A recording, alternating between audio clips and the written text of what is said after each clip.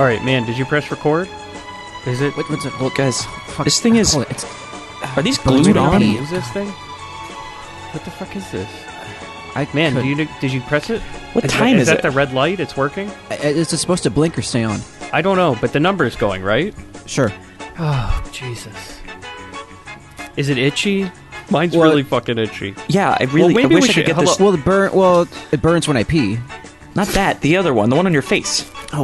Oh, well, I don't know. What did you guys use? Okay, hold on. We gotta tell people. All right, so Mike, hey, everybody. Hey, boy. Welcome, everybody. This is not our typical Grindbin. Sorry about that. It's not. I assure you, it hasn't been in our control. Mike, you want to explain this? Yeah, so here's the thing is we just woke up in a hotel room. We were all told, all three of us, to go to the Burbank airport to get on Mr. Crown International Airlines. And the next thing we know, we are in a hotel room. There's pennies under the door. We can't open it. All of us are sitting in here dressed as rabbis with fake beards, and we don't know what the fuck's going on right now. I'm kind of dizzy, and my ass hurts. Do you guys hear that? Is that like that bar mitzvah song? What the fuck? I think is that a ring? I think it's a phone. Man, is that in your bag? Well, let me check. Oh, I'm not sure that's his bag. Yeah, it is. It says my name, but in Hebrew. So hold on. Good Shabbos. What the fuck is that?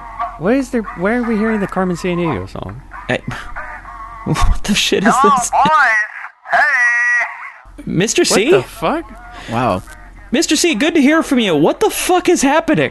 Boys, how are you doing? How are the accommodations? Everybody treating you well over there? Smoky. And moldy and dingy, whatever the fuck you paid for this, if you paid for it.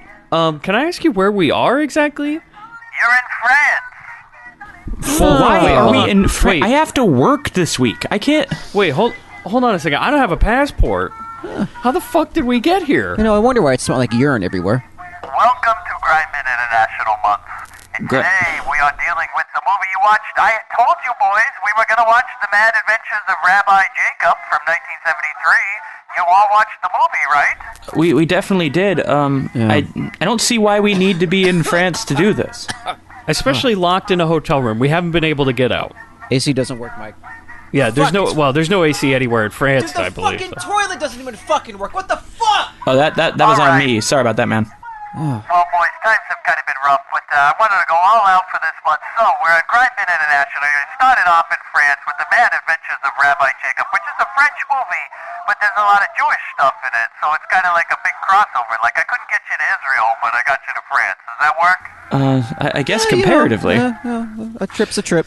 Why don't you guys take that recorder and record your episode, and then the next thing I'll do is let you know where you're going next. Next? Wait, hold on a second. What do you mean next? Yeah, you're going to be gone for a month. Oh my god. Wait, hold on a second. I have a job. And we have loved ones who are looking for us right now, I hope. Mike and I have loved ones who are looking for us. You all had jobs and had loved ones. Now, we are Grindbin International. We'll see what comes out. It's like guys, you need to record the episode, and then at the end of the episode, I'll give you more clues. It's like a big escape room, but imagine the escape room being the whole globe. It's great. It's kind of cool in a way. It's like I guess it's been on tour. All right, take me out, Rockapella. Are they with him? What the fuck?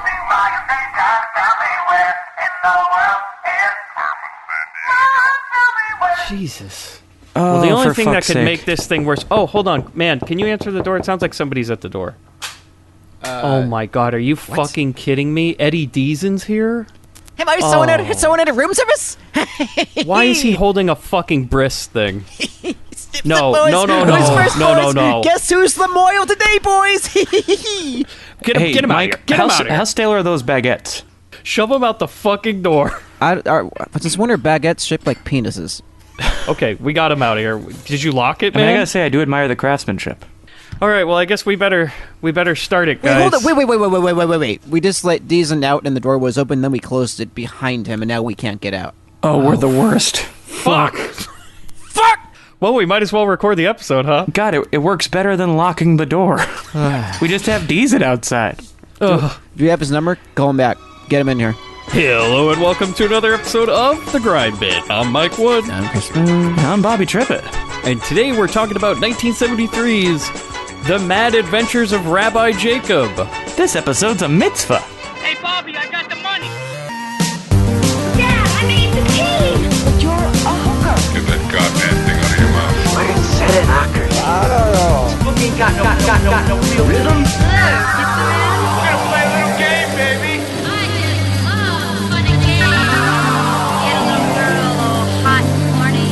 This is Los Angeles. Oh, the hell with women's live. I'm horny. And maybe Daddy wouldn't have had to kill himself because he couldn't get it up anymore. What a shame. It's for jacking off. Come on, just step on the gas before we get creamed.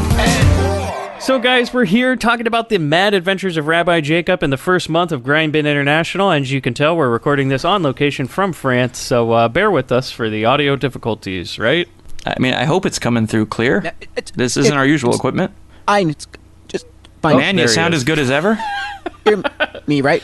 I sound, Yep. It's Bell. Coming in loud and clear, buddy. Yeah, half the nasal breathing now. It's great. One nostril. So, man, yeah.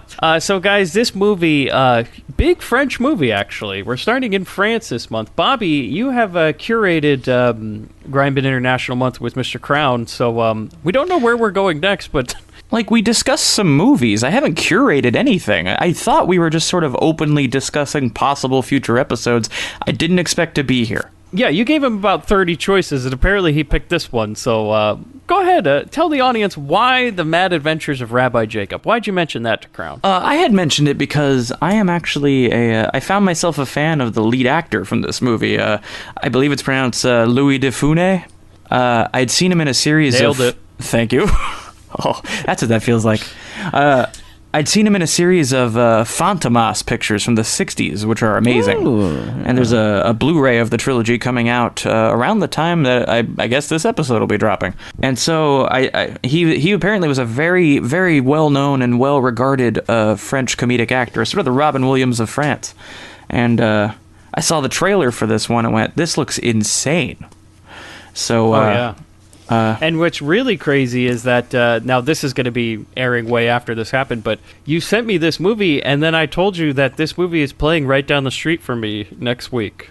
Exactly 1 week from tonight Yeah, I that saw we're that. recording this. Yeah. That's so crazy. Yeah, at every Lomley Theater in L.A., for some reason they're playing The Mad Adventures of Rabbi Jacob. I don't know why, but it is, so... What a real happy circumstance that will not be relevant at all after this airs in the first week of May. Circumstance or circumcision? Hey. So, guys, though, this movie was a big success. It made $54.7 million. And my understanding is it's shit. also the first movie that brought Louis to America. It was sort of his coming out for the U.S. audience. He didn't have another one, so I guess in back home in the States they didn't take to it as well as they did over in France. It was the whole thing. It was the bris, the mitzvah, and whatever else have you, all rolled into one. But big success, I guess. The crew of this movie, before we get more into Louis, the crew of this movie, though, director is Gerard Horry, who... guys, who's also one of the 8 writers credited for this movie. Holy shit. So Wow. you can have more than 3 writers and have a good film. Oh, well, spoiler. I guess man enjoyed the film, so can't I wait did. to get into that. I enjoy the French, I enjoy France, and I enjoyed the film. But he was one of the 8 credited writers on this movie. It was absolutely insane that there's 8. But there's so many gags, maybe you need 8 people to do it. There's a lot of cocktail napkins. Man, it is coming rapid fire. Yeah. Oh, yeah. Oh, God, yeah. So he has 17 directing credits, 21 writing, and 38 acting. So he's all over the place. Gerard has done everything in terms of French cinema. And I have just a few movies for you guys that I wrote down mainly because of the amazing descriptions on IMDb, because they're certainly not written by an American, but they're in English, and they're very weirdly worded and phrased. He started out directing a movie in 1960 called The Itchy Palm. Man, is that a favorite of yours? Mine is You're Gonna Go Blind. Okay. Well, this one, the description is, a widow in her 50s, Madame Lacoste, meets Jean when they both come to put their pussy in a cattery. I beg your pardon? The man borrows a hefty sum from her to send his sick young son to breathe the fresh air of the country, or so he said. That's the whole description of the movie. Or so he claims. So the next one is 1962's Crime Does Not Pay. Husband tried to kill his wife with the help of plan he saw in a film, but reality is not a film. Is this a sick critic synopsis? Also, No, not enough boobs. descriptions. Yeah, these are the descriptions on IMDb, the official description. And I got one more for you. The Sucker in 1965, which, by the way, Bobby, it stars Louis. He's in that Awesome. movie as well. I'm going to have to track that down. He worked with this director quite a bit. Criminals have chosen an ordinary man to carry drugs and jewels in his car across the border. The problem is that the man turned out to be too much ordinary. So Just Is it a way out? yeah. Each one of these just kind of ends in a sentence that I'm like, I don't really know what to make of it, but there you go. That's Gerard Horry, everybody. I do have one more credit for him to mention. In 1958, he wrote a movie called, pardon my pronunciation, Le Miroir à deux faces, which was later remade in 1996 as the Barbra Streisand movie The Mirror Has Two Faces, which he also wrote. Oh, and I have the description of that right now. Barbra Streisand look in mirror. Or does she? Or so she claims. So, yeah. Is that what her housekeeper said? Yeah. So Danielle Thompson, she is the only other writer I wrote down for this because they're credited screenplay. There's just a bunch of other random credits in writing. She has 39 credits and 6 directing. She started directing in 1999 in French productions, but all the movies she's written, she's done a lot of Gerard Horry's movies with him. But I'm not going to try to pronounce the other ones she's written because they're in French. But Danielle worked quite a bit. Still has a career in French cinema. Awesome. So we get in the cast. Bobby, you mentioned him briefly here. Louis de Funès, who plays Victor Pivert. Is that how you're supposed to pronounce it? Is it supposed to be think like it's Pivert. pervert? Okay. Yeah, but there is a Pivert. character in this film that starts mispronouncing it to sound more like pervert. Yeah. It becomes a gag, but I think it's Pivert. But he has 164 credits. He is he is a national treasure to the people of France. Oh, dude, totally. They've named a rose after him. Wow. It's kind of crazy, too, because he actually did not start his life as an actor. He started as a jazz pianist. Yeah, he would play at bars like Billy Joel. Yeah, he had like a interest in acting, but he was a great musician, apparently. He's a very, very good jazz pianist. Oh. And then he took acting classes for about a year, and eventually I think he stopped. He told his wife that nobody's looking for a short, balding, skinny actor. And she said, you know what? You got to have some confidence. Go out there, try out. Maybe it'll work for you. And he got his first role in 1945 at the age of 31. And over the next 20 years, he had 100 movie roles. Wow. He got international fame in the 1960s, actually, for his slapstick roles in 1964's The Troops of St. Tropez and 1964's The Fantomas trilogy. Now, Bobby, you know a little bit about the Fantomas trilogy? Yeah, Fantomas is a French literary character from about the teens, I want to say, the early 1900s. He's a master thief and a master of disguise. He's actually who they based the Spider-Man villain, the Chameleon, off of. Oh, cool. Okay. And we talked about him in Record City. I think we did, yeah. Yes. But what had, in the 60s, with the height of the James Bond movies and the Batman TV series and the Santo films in Mexico, the French filmmakers wanted to kind of create a response to that. So they did a trilogy of Fantomas movies that are basically big-ass James Bond movies with this supervillain as the main character. He has a big lair like Dr. Evil. He wears a Blue Man Group-esque mask. But the inspector, sort of the Inspector Clouseau, who's just one step too slow in catching Fantomas across these 3 films, is Louis. Okay. Oh, cool. So he's basically like France's version of Mr. Bean. Basically, yeah. He's very... Dude, I was about to describe this guy, the way this character is in this film, he's like a racist Mr. Bean. Like if Accurate. Mr. Bean was a racist. Yeah, he's sort of the, like I said earlier, the Robin Williams, the Jim Carrey of his time. He's very known for his exaggerated facial expressions, because he does a Yosemite Sam freak out every time something doesn't go exactly like he wants it to. And you can kind of see, like, with this being the French movie, and this is what they like, why Jerry Lewis films were so popular over there as well. Oh, definitely. It's very similar. It's very exaggerated. Yeah, but in 1968, guys, he was actually voted France's favorite actor. Like, they loved him. And he remained popular throughout the 70s. Bobby, like you said, this was the big hit here in America. This is kind of like what introduced... Kind of like, I guess, how Mr. Bean had his, like, one American movie. You know, the Bean movie. And it was, like, a big deal, and that was about it. Yeah, in fact, they made it a mandate that every time he goes outside, this song plays. That song was about him. Yeah.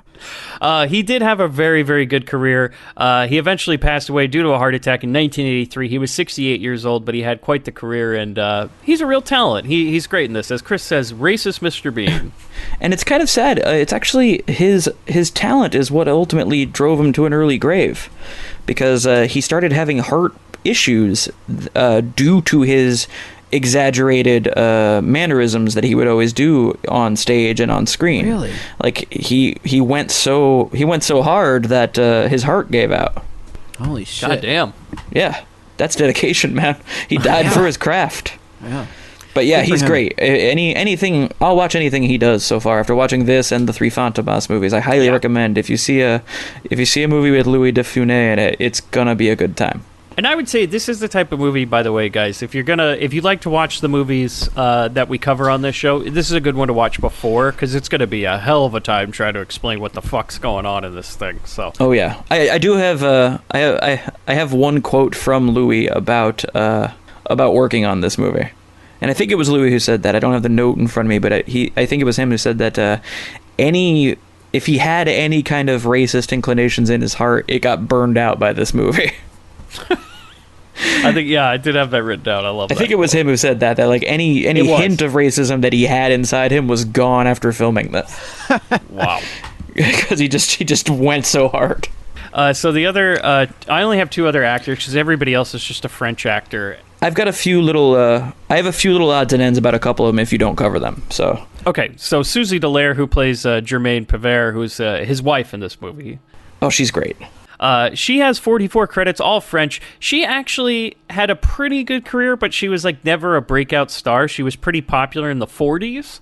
The problem was that she like never got those leading roles, so she just kind of took a lot of bit careers throughout the rest of her career, and this was a nice role for her, but she never kind of reached that upper plateau. She was a great character actor, but never like a She's big no time Louis. actress. No. But who is? Rowan Atkinson. Louis Anderson? Right. Claude Gerard, who plays, how do you even pronounce his name? Is it Silmaine? I think it was Silame. It's Salami. Salami. Yeah, let's call him Salami in the movie. So Salami, who has 55 credits, he had a pretty good career in France. And guys, you know what? He actually did the voice of Harrison Ford in the Raiders of the Lost Ark for the French cut. Fantastic. And that's it for him, because again, it's all a bunch of French credits and French names I'm not going to try to pronounce. But Bobby, you have a couple more tidbits about some other actors? Yeah, I do. I have Marcel Dalio, who actually plays the titular Rabbi Jacob, the real Rabbi Jacob, who is the first person we start covering. Just a couple things about him. He actually had a very long career across the globe. He has one speaking line in Casablanca. Hey. And a lot of huge movies from that era. You know, he's in a couple Marilyn Monroe movies, but the couple things I want to mention was that he actually he fled Paris in 1940 when the Germans started to occupy it. Took off with a Chilean visa to go, evade the Nazis.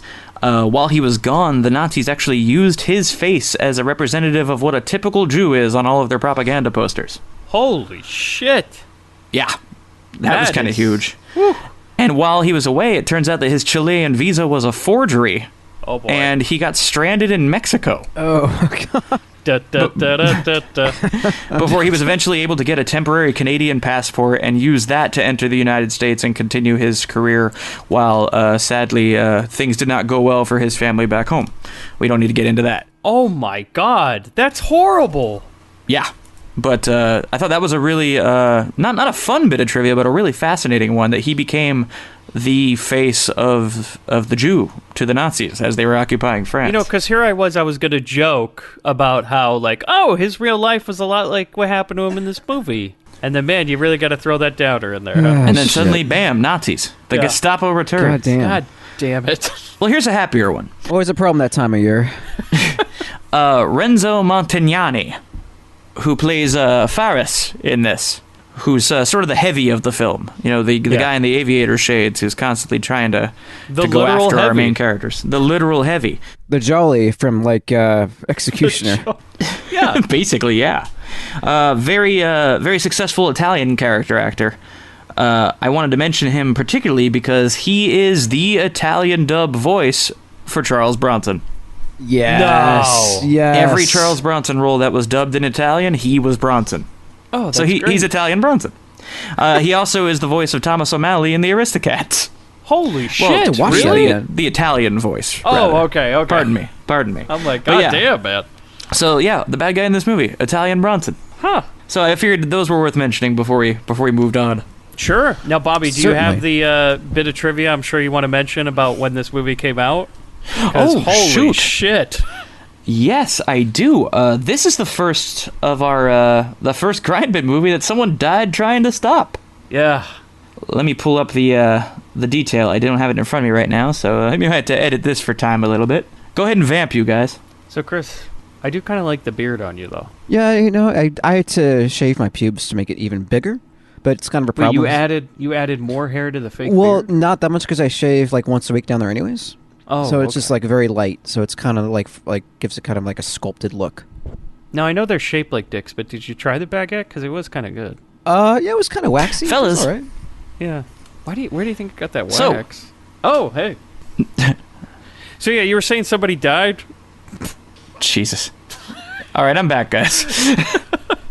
So, yeah, the movie was released October 18th, 1973, which is during the Yom Kippur War between Israel and the Arab countries. And so the day it was released, the press attache's wife hijacked a plane to prevent the movie from being released, claiming that the movie was pro-Israeli. And she was eventually shot by police marksmen. Yeah. That is... Whew.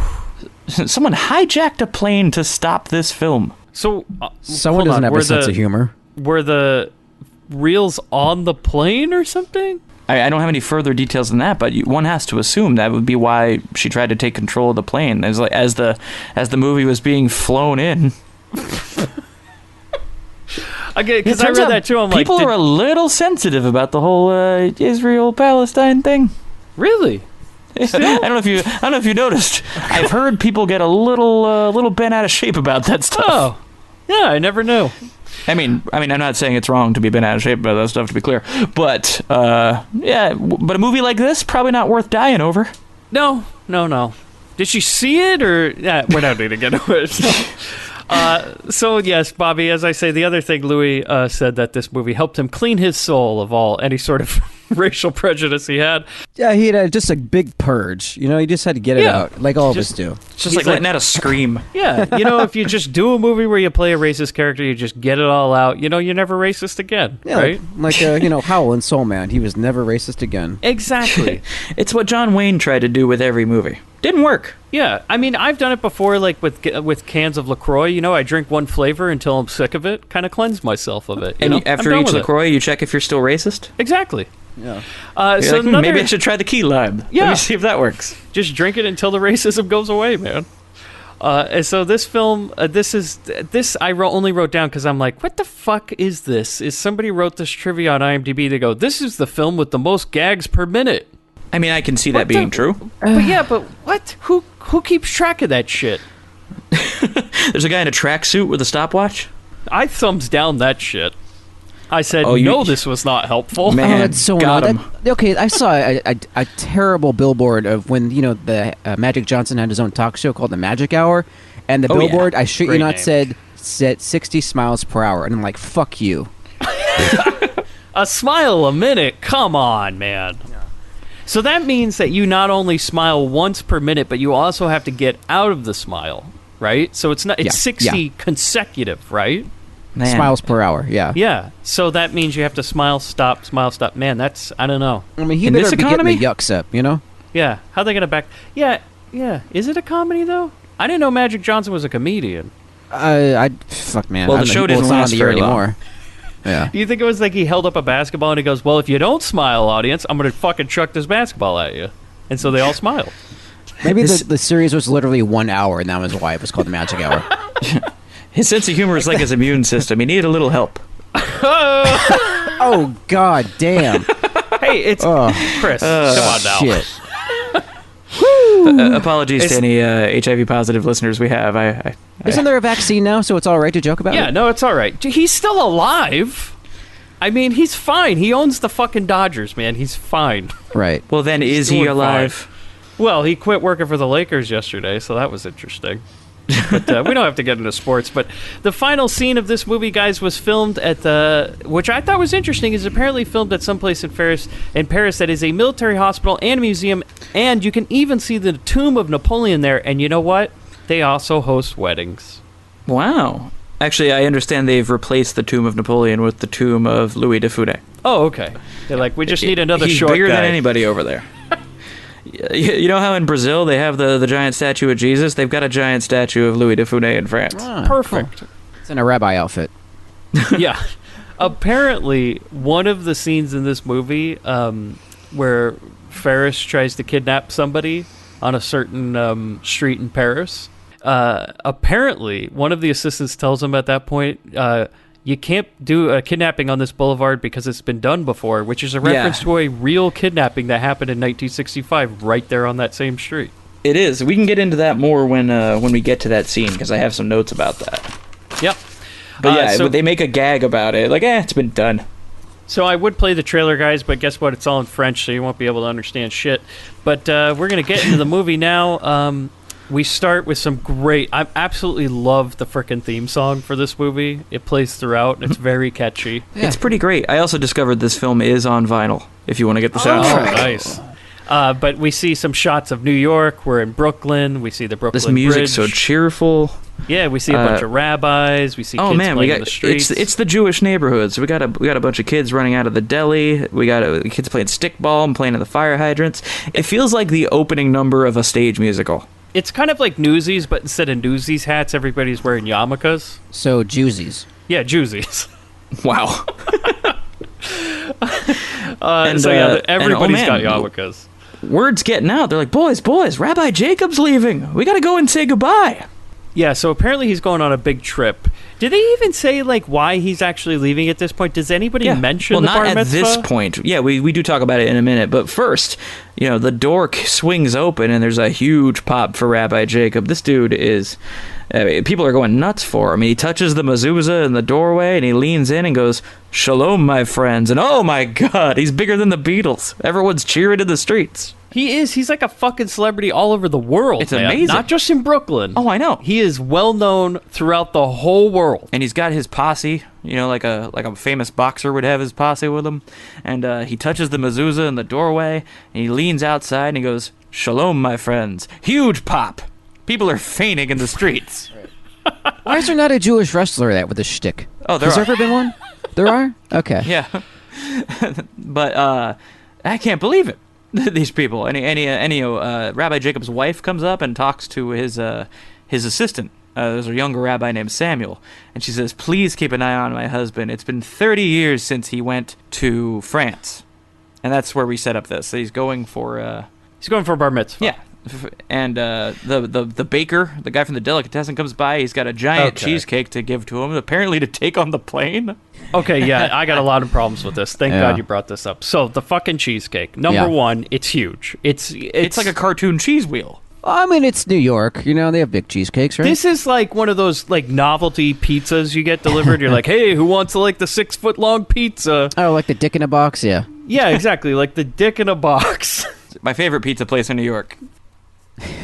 He hands him this giant cheesecake, and it's in like a glass case and everything, and he says something about, he's like, "Here you go, here's the cheesecake. They've never heard of it in France." And I'm like, what the fuck Pretty sure are they know a talking thing about? or two about cheesecake in France, but all right. Is that his carry-on? Yeah, okay, I was going to ask that. One, do you have to check this fucking thing? Two, is it the carry-on? Also, I don't know about you guys, but one time my dad and I visited my grandparents. Right before we were about to get on the plane, my grandpa gave my dad some sort of like weird folding chair. He's like, "Hey, I got this for you." And we got into the airport, and he's like, "Well, I don't know what the fuck I'm going to do with this thing. I'm not carrying this on the plane. I'm not paying money to check it." And so I had to watch my dad shove a folding chair into a trash can. I'm sure this is what Rabbi Jacob had to do. Like, the second that dude wasn't there anymore, he had to go just jam it down in a trash can. Yeah, funny enough, I was singing da da da da da da as my dad shoving it in a trash can. And so everyone's reaching out trying to get an autograph, I guess, and just crowding him. And so finally he just yells, "Everybody to the airport!" And then, like, he and 9 of his buddies all pile into this taxi that was waiting. Yeah, so it's like a clown car taxi at this point. It's insane how they all crammed in there. They're That stacking was a them fun deep. gag. That was great. It is. And the taxi driver is really angry about it. He looks up and says, "Hey, this is a taxi, not a synagogue." Yeah, he's such a great New Yorker taxi guy, too. His wife and the rest of the neighborhood that didn't pile into the car waves goodbye as they drive off, right? They're running alongside the motorcade. Which, by the way, do you think that this taxi driver is like, fuck this fare, man? God damn. Oh, this is like a driver's worst nightmare. Oh, not only does he have to go through a goddamn parade, but then he's got 9 guys in the car, and then you know what? They get stuck in fucking traffic. And what do they do the second they get stuck in traffic? They all start singing. Yeah, they start singing, and the cab driver, you could tell he's just like, if only this meter could go a little faster. Yeah. Like, holy shit, this ain't worth the money. And Jacob takes in the scene, and he goes to the cab driver and says, "Hey, what's going on? Can you hurry it up?" He's like, hey, take a miracle, buddy. Yeah. Miracles. And I don't know about you guys, but I'm 100% on the side of this cab driver. Like, if he decides to turn into Travis Bickle, that's fine. No. If you're in a cab and somebody goes, hey, can you do something about this traffic? I would just turn the fucking radio up. I'd be like, shut up. So man, what do they do about this traffic problem? They're going to do a miracle, as they say. They're going to perform a miracle in which they all get out and somehow summon the strength of God, and they hoist this vehicle on their shoulders with both the rabbi and the driver in the cab still, and decide to carry it through traffic like it's fucking Cleopatra. Now, were you guys sad that they didn't do like some sort of Noah party the Red Sea joke? Because I'm like, it's a perfect opportunity for that right now, you know? I was expecting Rabbi Jacob to pop a Mentos.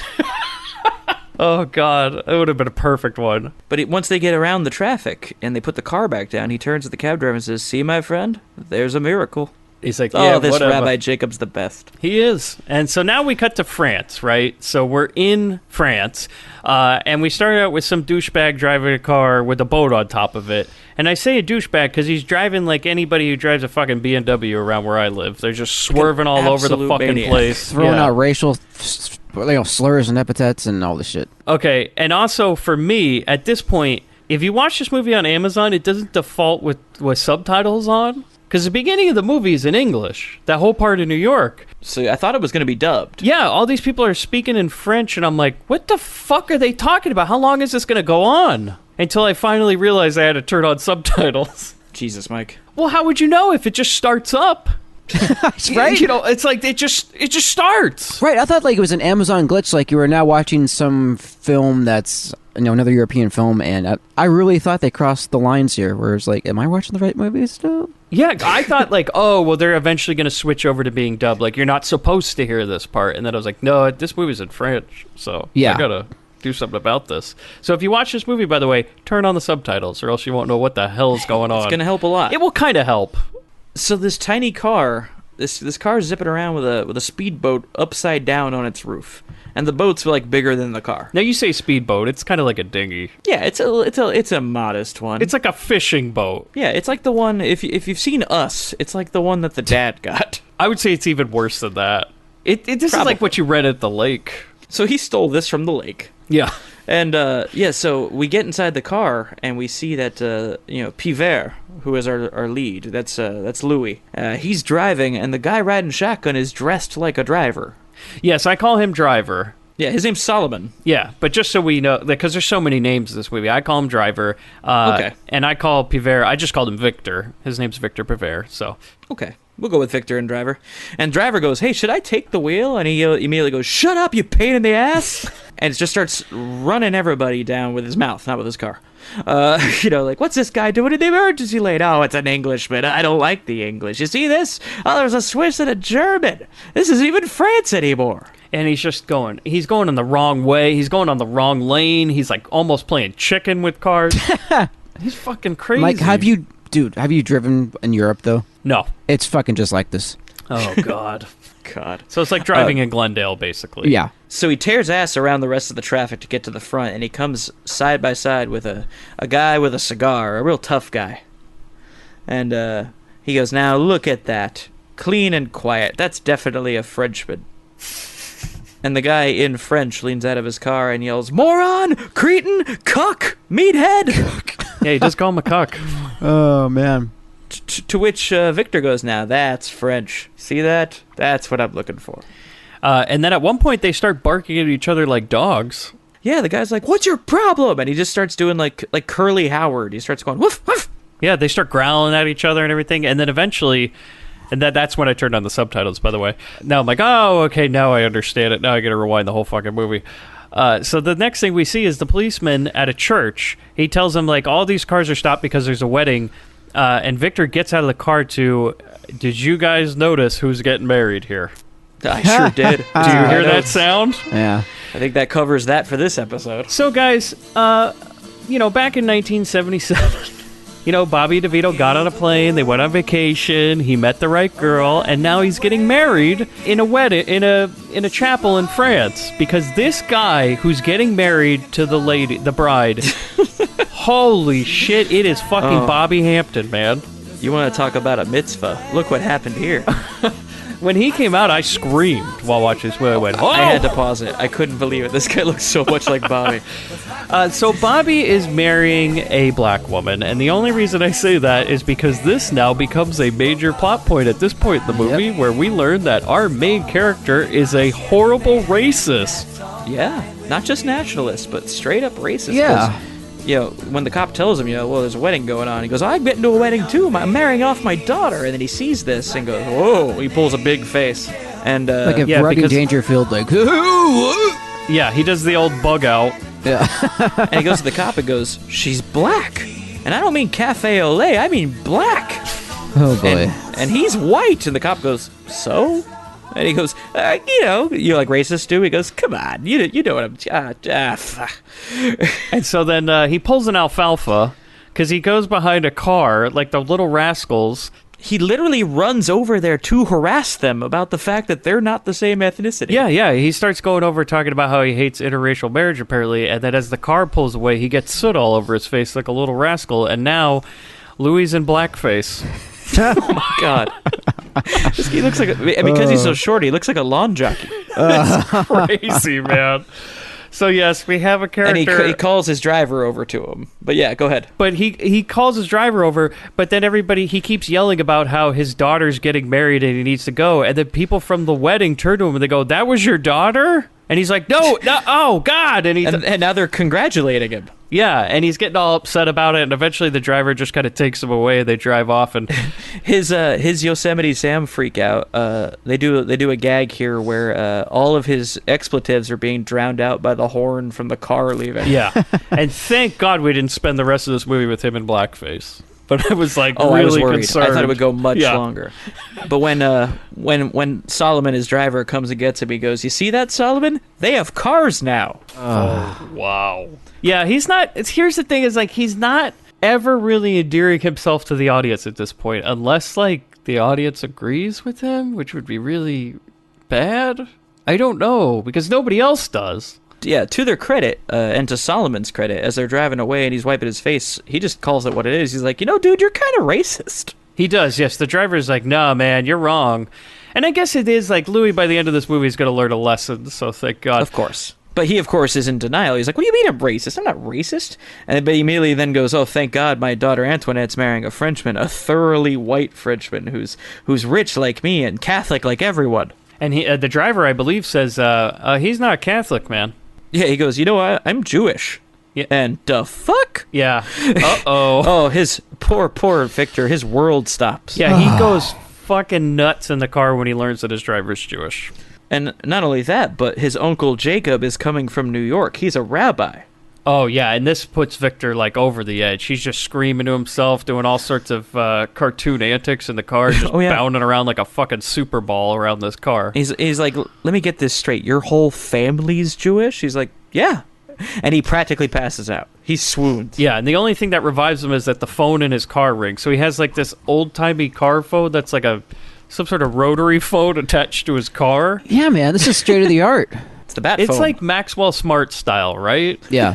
And so he picks up this phone, and it's his wife who's in the middle of dental work because his wife is a dentist. Now, do they practice dentistry out of their own apartment, or is this her office? Because I could never figure out what the hell that was supposed to be. It's like the most... I think they converted the guest room into a dental office. They did, right? Because I was like, otherwise, this is the most opulent dentist office I've ever seen in my life. But it's France, so I don't know. I've never been. But she's in the middle of doing dental work with her soon-to-be son-in-law. So the son-in-law is sitting in the dental chair with a bunch of tubes and shit hanging out of his mouth, and he's like foaming at the mouth. Yeah, he looks like he's in a saw trap. Yeah, and she's like, I got to take this call, and apparently we learned that his wife is incredibly jealous of everything that Victor does. So she's like always trying to check in on him like every couple minutes, and so he explains to the driver. He's like, I have to answer the phone when she calls. I have to answer it, else she's gonna go crazy and try to find me and everything. And the driver goes, "Well, you are a hunk, sir."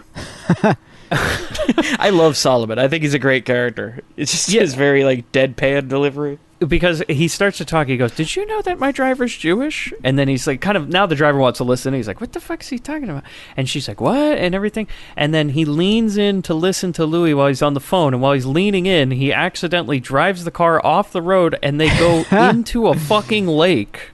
Yeah, they like somehow do like a corkscrew in midair, like a Fast and the Furious movie, and land boat side down. Yeah, I would have loved to see how it got upside down, except with just kind of quick cut. We're like already in the lake. Yeah, but I do love and this. And the car has been gutted for weight. So he had a boat on top of his car, the boat is way too big for the car anyways. It's like when Fred Flintstone gets the big rack of brontosaurus ribs. It is. And when it flips over, it lands perfectly boat side down. And so now they're floating with a car upside down on a boat in this river. And then we just cut to... But we're not going to worry about that, because we're cutting to a different movie now. Yes, we cut to our other main character, who's and holy Salami. Shit, this suave motherfucker in a cravat. Yeah, he is... Are you kidding me? I just called him Fancy Man until I learned his name was Salami. And he goes... Fancy Salami. Yeah, Fancy Salami. He goes into a cafe, and these guys are following him from a car. Did you guys notice the name of the cafe? No. It's the Doom-A-Go, which looks like two maggots. Yeah, I saw that. Yeah, can the health department get down here? Dude, that's the fucking main course. Yeah. So these guys are following him from a car. Yeah, they're and watching Salami carefully. walks inside. And his stunt double is sitting in the corner reading an issue of the Daily Dunya. Yeah. And kind of lowers the paper. Yeah, and we see... mischievously. So there's a bunch of people, like, waiting around for him. So he's very important, right? And this stunt double guy, he puts down his paper, he walks downstairs, and the next thing we see is a lady coming from those same stairs with a sign that says, call for Salami. And so he's like, oh, okay, well, this is a little weird. So he goes downstairs to the phone booths. He gets in one of the phone booths, and it's just like a two-way phone booth. Like, this is... that one movie we covered, the Beast from Indian Flats or whatever it was. Oh, yeah. And it's set up like that, where it's just a two-way phone booth, where the guy with the paper is talking to him on the other end, and he just basically says, hey, we've set you up. Yeah, no one's coming to meet you. You fell into our trap, Mr. Salami. I think his name's like Slimane, but we'll keep going. Yeah, we'll with go Salami. And so then we cut to the guys in the car. These are the bad guys, okay? So there's Boss Guy, who's Ferris, and the other bad guys. And he says... His goons. Yes, and Boss Guy says, leave me here alone. I'll take care of Salami when he comes out of that restaurant, because I want him to see my face. When he comes out, he's gonna know me. It's gonna be great. He's explaining. He's like, in 30 seconds, he's gonna come out. He's gonna see me. He's gonna run out the back of the restaurant, and that's where we're gonna go get him off of, Saint Germain des Prés.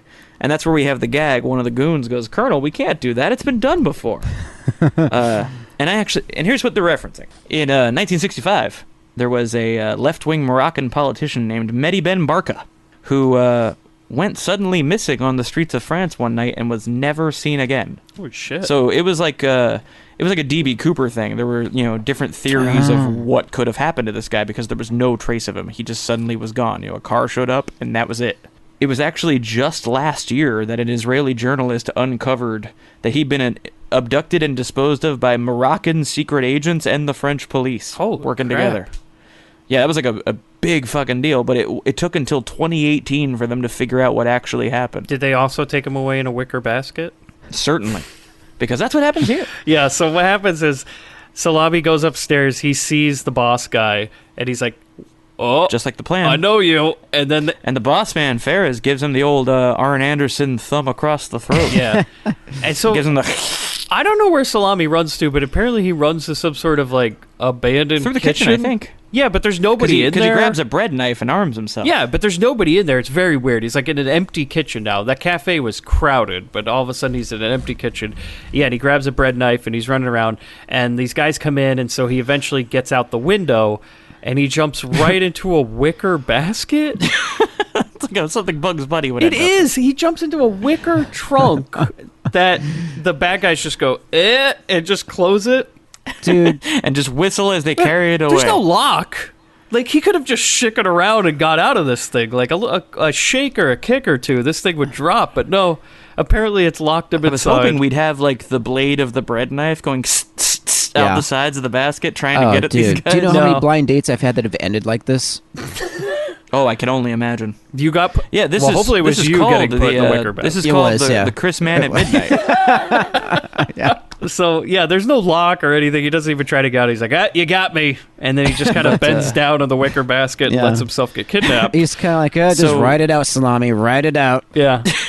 It's just this one again. We've been here before. It's the French way. If they get you, you just got to go, you got me. You got me. You know, that's they call that a French goodbye. Oh, yeah? You hop in a wicker basket and get carried out of the restaurant. Fuck, man. That's my... Guys, we should try that to get out of here. Oh, that's perfect. Is that why there's Is that why there's a wicker? That might be how we get past Diesel. Holy shit! I think that's clue number 1 for the escape room. Bobby, open that wicker basket. Oh my god! Let me go check it out. Guys, it's just full of baguettes. Oh, fuck! Shit. Well, we better get eaten. So yeah. I don't even eat bread. I thought you said we. So the next thing we see is that Victor and the driver, we're back to them. They've taken their clothes off and they're walking through the water. And yeah, the driver is like pulling a rope. Which upset me because later on they use the boat.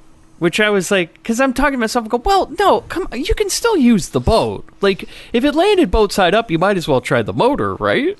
But no, he's making the driver pull it like some sort of horse carriage. I think it's one of his kinks. He just wants to watch. He just wants to watch Solomon do this. And we should mention that it's pouring rain at this point in the movie, even while the guy jumped in the wicker basket, which is maybe another reason why he didn't want to get. Yeah, maybe why he didn't want to get out of the wicker basket because it was raining and he had that nice suit on. So he's like, I don't want to get wet. So, I mean, it was a nice suit. Yeah, but Victor is walking with like an umbrella that's just. It looks like it got struck by lightning. It's not. It doesn't cover him or anything. It's just like all folded up, all weird and. Yeah, he looks like a Tex Avery cartoon. He's just ridiculous. He's still using the phone while he's walking through the river to talk to his wife about where he is and reassure her. It's still tethered to the boat. Yeah. And so then eventually he sees a car and he runs outside to hail it down and they just drive past him, but it happens to be They speed up, in fact. It happens to be the same car with the gangsters of the wicker basket. What kismet. The goons just drive right by him. And so eventually the driver and Victor get to the shore, and Victor's like, all right, can you turn on the lights for the car? We'll be able to hail down a car. Because it's almost dark. And he goes, well, I actually can't work anymore right now. He's like, what the hell are you talking about? You can't work right now. He goes, well, it's Friday night. It's technically the Sabbath, so I'm Jewish, and on the Sabbath I can't use anything that involves electricity or any sort of electronics. And he kind of punctuates that by pulling out a yarmulke. Yeah. Putting it on and starting to sing. And Victor won't have it. He's flipping out, and he's just like, freaking, it's a Sabbath. All this. He's like, that's stupid. He's like, it's not stupid. You can't eat meat on Friday. I can't use electricity on Saturday. It's no dumber than what you do. And so Victor goes, well, if you won't work, you're fired.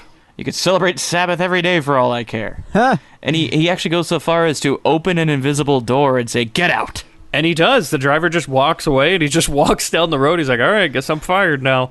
And so then Victor goes the other way, and he walks down a country road, and he's praying to Catholic saints. Yeah, apparently to Catholic saints to help him. And then, as I can see, it looked like a house to me, but it's not a house. It's like it looked like he saw a farmhouse next to a factory. Yeah, right? It looked like there was a farmhouse with lights on, and he goes to it. I thought he was going to run into the family from Texas Chainsaw Massacre. Yes, because outside of it is... the Sawyers, huh? Yeah, and outside of it's the empty wicker basket, right? And it's like, okay, so the mobster's just going to be there. And I go, when he walks inside, I go, well, it looked like a house from the outside, but apparently but now he's in Freddy's into... boiler room. Well, I was like, I think he walked into, like, NASA France or something. Yeah. Because there's, like, a goddamn rocket on the ceiling. I'm like, what the fuck's going on? There's, like, a shuttle. It's actually in France, and you hear the somebody space... moaning in the distance. Yeah. Well, you know, what were you saying, man? when I was in France, the French space program is actually a giant wine bottle with fireworks behind it. Okay, so this is where they house it, right? In the middle of nowhere where nobody would go. Yeah. No, so apparently we're in... This is when it starts. So they had one gag that they really, really, really wanted to get in this movie, and they were going to do it for the whole movie. Somebody thought this was the funniest thing they'd ever heard of. So how do we know what type of factory he's in, guys? Who wants to take it away? How do we know where we are? Oh, God. Go for it, man. Is it because we see painted on every vat the word chewing gum mix? Every fucking direction? Yeah, and while Victor's looking around, he accidentally slips down a giant slide, which, okay. Now, this slide has, to be fair, though, he won Double Dare. He did, but it also, and you say Double Dare, it's shaped like a fucking Double Dare slide. Why would you make a factory that has a slide where it goes multiple, like, kinks and turns and everything? Mike, where do you think Double Dare got the set from? Come on. Yeah, it was originally invented by the Marquis Summers. He slides down this water slide type of thing. This is like the origin of the Joker. Yeah. He's an ace chemical falling into the green stuff. And he does. He goes down some, what I can only imagine is the tourist slide that they let the kids go down when they come to the chewing gum factory, where he falls into a giant green vat of, like, double mint gum that's liquid at this point, right? It's really strange. It's just... when he gets out of it, it looks like he was slimed on Nickelodeon.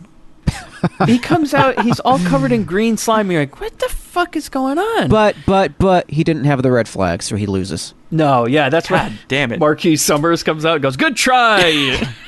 Robin, back on the racks with Robin, you. tell him what he's won. You know what the biggest fucking bullshit thing about that Double Dare shit was? Is that every time when you would watch that show, it was filmed in Florida, right? Yeah. You'd watch the show and they go, and the winner gets an all-inclusive vacation to Universal Studios Florida. I'm like, well, they're already it's the here. Easiest gift they can give. they get to stay a couple extra nights. Yeah. Do you think that's one where your parents are like, can we just get the cash value? We're already here. Like, we don't need to come back. When you're a kid and you're watching it from some other part of the world, you don't think about that. Yeah. They're like, oh, they're just circumventing having to pay for travel. Oh, I did. Huh. I was screaming at my TV at 10 years old going, that's bullshit, Mark. It's bullshit and you know it. Because 10-year-old Mike's sitting there trying to read the paper. Oh, yeah. Well, that part was shit when it opened. Nothing worked. Like, the Jaws ride broke all the time. They couldn't they can pay people to go there. So what did they do? They tried to give that shit away. Yeah, and you knew it was you knew they weren't gonna make it if you saw the fucking nose. As soon as you have to pick that goddamn nose, you knew nobody was gonna find that goddamn flag. Which we learned today, that nose full of bubblegum. Yeah. That's right. So now Louis has just covered himself in bubblegum. He's just a swamp monster. He looks like Swamp Thing. And later, Bobby. Oh, he will, even more so, yeah. But for right now, we cut to the bad guys. They're slapping around Salami and asking him for a password in another room. They're slapping the salami. They are slapping the salami. They're like, and they want to know when's the coup d'etat happening. And they just because it turns out that this guy is leading a revolution. Yes, and they keep asking for the password. Give me the password, because I guess that's how revolutions work. Is by a password. Yeah. And we already entered the password. It said we've already used this password. And we cut back to Victor, and he gets out of this vat, and then I don't really understand how this happens. He just starts chewing to himself because it's bubblegum. He like squeezes real hard, like he's taking a dump, and then a bubble blows up over his head. Yeah, which I couldn't understand where it came from. Like for a second, he just looks like a neon green condom. Yes, he does. Yeah, reservoir tip. Yeah. It's either the Trojan factory or the Double Mint factory. We haven't really figured it out yet. Well, the question is, they were popping and breaking, so it had to been the Trojan factory. Hey! Happy Father's Day to our listeners out This there. episode brought to you by Durex. Oh, man, we finally got that sponsorship. Yeah. We had to go to another country. Yeah. Whatever French Durex is. Is that Duret? Yeah, Duret. Yeah, so is this to imply that Victor has some kind of blowhole on the back of his neck? I think so. Like, and Marlon Brando said, yes, how Marlon Brando said he wanted to end the Dr. Moreau remake was that he was going to become a dolphin at the end of the movie. Go ahead and watch the documentary about that. Oh, it's so good. So good. But yeah, he got it. It's called Lost Soul for anyone looking for it. But maybe he got it from this movie, because he is a big fan of French cinema, so. But as he's wandering around blowing himself. Yeah, as he's wandering around blowing himself, he stumbles upon them interrogating Salami. And he's listening to what they're saying. He's carefully hiding behind something, and he hears them say, the people are with me. And somebody mentions, but power lies at the end of a gun. and he recognizes that cloak. And so Victor goes, Mao Zedong. And so there's sort of this makeshift tribunal going on. They found Salami guilty of treason, and the punishment is death. But if you talk, you'll be spared. And that's when he says, and this is when this moment happens. And Salami says, well, a revolution's like a bicycle. If it doesn't move forward, it falls. Victor surmises that is an Eddie Merckx quote, who was a famous Belgian cyclist at the time, as the subtitles let us know, so we'd get the joke. But yeah, then almost like a Three Stooges thing, one of the guards leans in, not realizing he was responding to someone, and goes, no, it was Che Guevara. And both the guys go all wide-eyed for a second. Yeah, and the guard looks through the window that Victor's in, but he like bends backwards, and because he has the bubble gum, he's like sticking to the floor and going like, and it goes so far to rip the soles out of his shoes. Yeah. Michael Jackson, you fucking hack. When Victor sneaks away, he's like popping bubbles now and blowing bubbles with his feet as he's walking away. And he's shushing them. Yeah, because he's making too much noise. And then he's like, well, I need to call the cops. So he goes to the office, and now after the doorknob comes off in his hand, he's like a fucking mess. At this point, that it's so sticky that when he goes and he touches anything, it's just getting on him, right? Yeah, this is the real Mr. Bean segment. It really is. And when he starts dialing the phone, he clicks the numbers, and they start coming off in his hands and everything. And eventually he thinks he calls what's the cops, but a phone downstairs rings, and the bad guy just picks it up. And he's like, yeah, what's up? And Victor's like, hello, is this the police? And he's like, yeah, sure, it's the police. And he's like, yeah, I'm the commissioner. Yeah, and he goes, well, hey, there's a bunch of guys that are trying to kill this guy at the gum factory. He goes, really? Huh? Where are you right now? And he describes, they say, well, can you describe the guys? He's like, yeah, there's these wogs, with brown faces. Ooh, boy. Wog was a racial slur at the time. This is our protagonist, everybody. Yeah. And so that's when the bad guy's like, oh, interesting. Where are you located right now? And he's like, I'm at the gum factory. No. I mean, like, where are you physically in the gum factory so we know? Oh, I'm hiding in the office. Oh, perfect. Okay. We'll be right there to save that guy. And so the next thing you know is that they run off, and Victor hangs up the phone, and then he sees the guys at the front of the room, and he's like, oh, it must be the cops. And then he realizes, oh, shit, it's the killers. But they can't get in because the door handle came off when Victor went in there. So now they're trying to figure out a way into the room while Victor runs around a circle with a chair stuck to his ass. Yeah, it was like that scene in WB Blue and the Bean where Linda Blair had a chair stuck to her ass. And so then they finally break down the door and they run into Victor, and then everybody flies out the window into another vat of chewing gum. Oh, man. Now, this is not going to be the last time we get the old vat of chewing gum joke, and it felt like everybody on set was like, but I want to get slime too. Oh, yeah, everyone was going to get in at some point. Yeah, it was either that or, like, maybe Louis was complaining, and they're like, all right, Louis, everybody will have to get in the gum, okay? Does that make you feel better if we just keep filming people falling in the fucking gum? Yes, that's okay. It would make me feel better, thank you. It's the next 10 minutes, as we're going to describe it, is just, like, constantly guys falling in bubble gum. So let's get there. So yeah, Salami, while all this is going on, still has the bread knife. They didn't pat him down when they took him. And so he's trying to break free from his ropes because he's tied up to this chair. But two goons try to chase Victor up a ladder. Oh, and you forgot. You did forget the part where Victor got away by blowing a giant bubble at bad guys. Oh, yeah, and somehow I guess that killed them? Yeah, I'm not sure how he got away. He just blows a big bubble and they go, eh. When they're all in the gooey jacuzzi. Yeah, and apparently it either popped their eardrums or so. I don't know, they just collapse and die. I think they're dead. Yeah, I think they're at the bottom of the vat now. Died from a bubble. Yeah, so one kid's going to be real upset. When he finds part of a goon? Yeah. There's like a thumb? Maybe it's like a Chucky thing, though. You know, with the bad guy blood mixing in with that gum. I don't know, man. Would you rather go buy a bubble or buy a lamp? Bubble. You put me on the spot. What am I supposed to do, Chris? You'd rather drown in Nickelodeon gum? Yeah. If I had to go out on the set of Double Dare or getting electrocuted by a lamp, I'd go out on Double Dare. You'd rather be killed by the Marquis Summers? Yeah, I'd go out on that pie coaster from What Would You Do?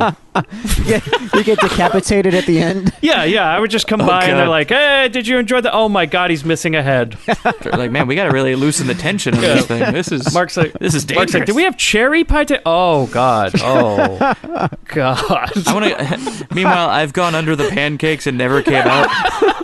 I'm going to eat my way out, Mark. Like, time's up. Where is he? Yeah.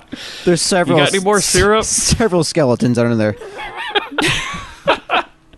Morlocks. So yeah, these guys try to go up a ladder after him, but he starts using medieval tactics on him because he has a vat of this gum that he found. Okay, hold on now. So what? It's like New York in an 80s movie. There's just like vats of liquid. Yeah, it's like the Ninja Turtles or some shit. Like, how does this fucking happen?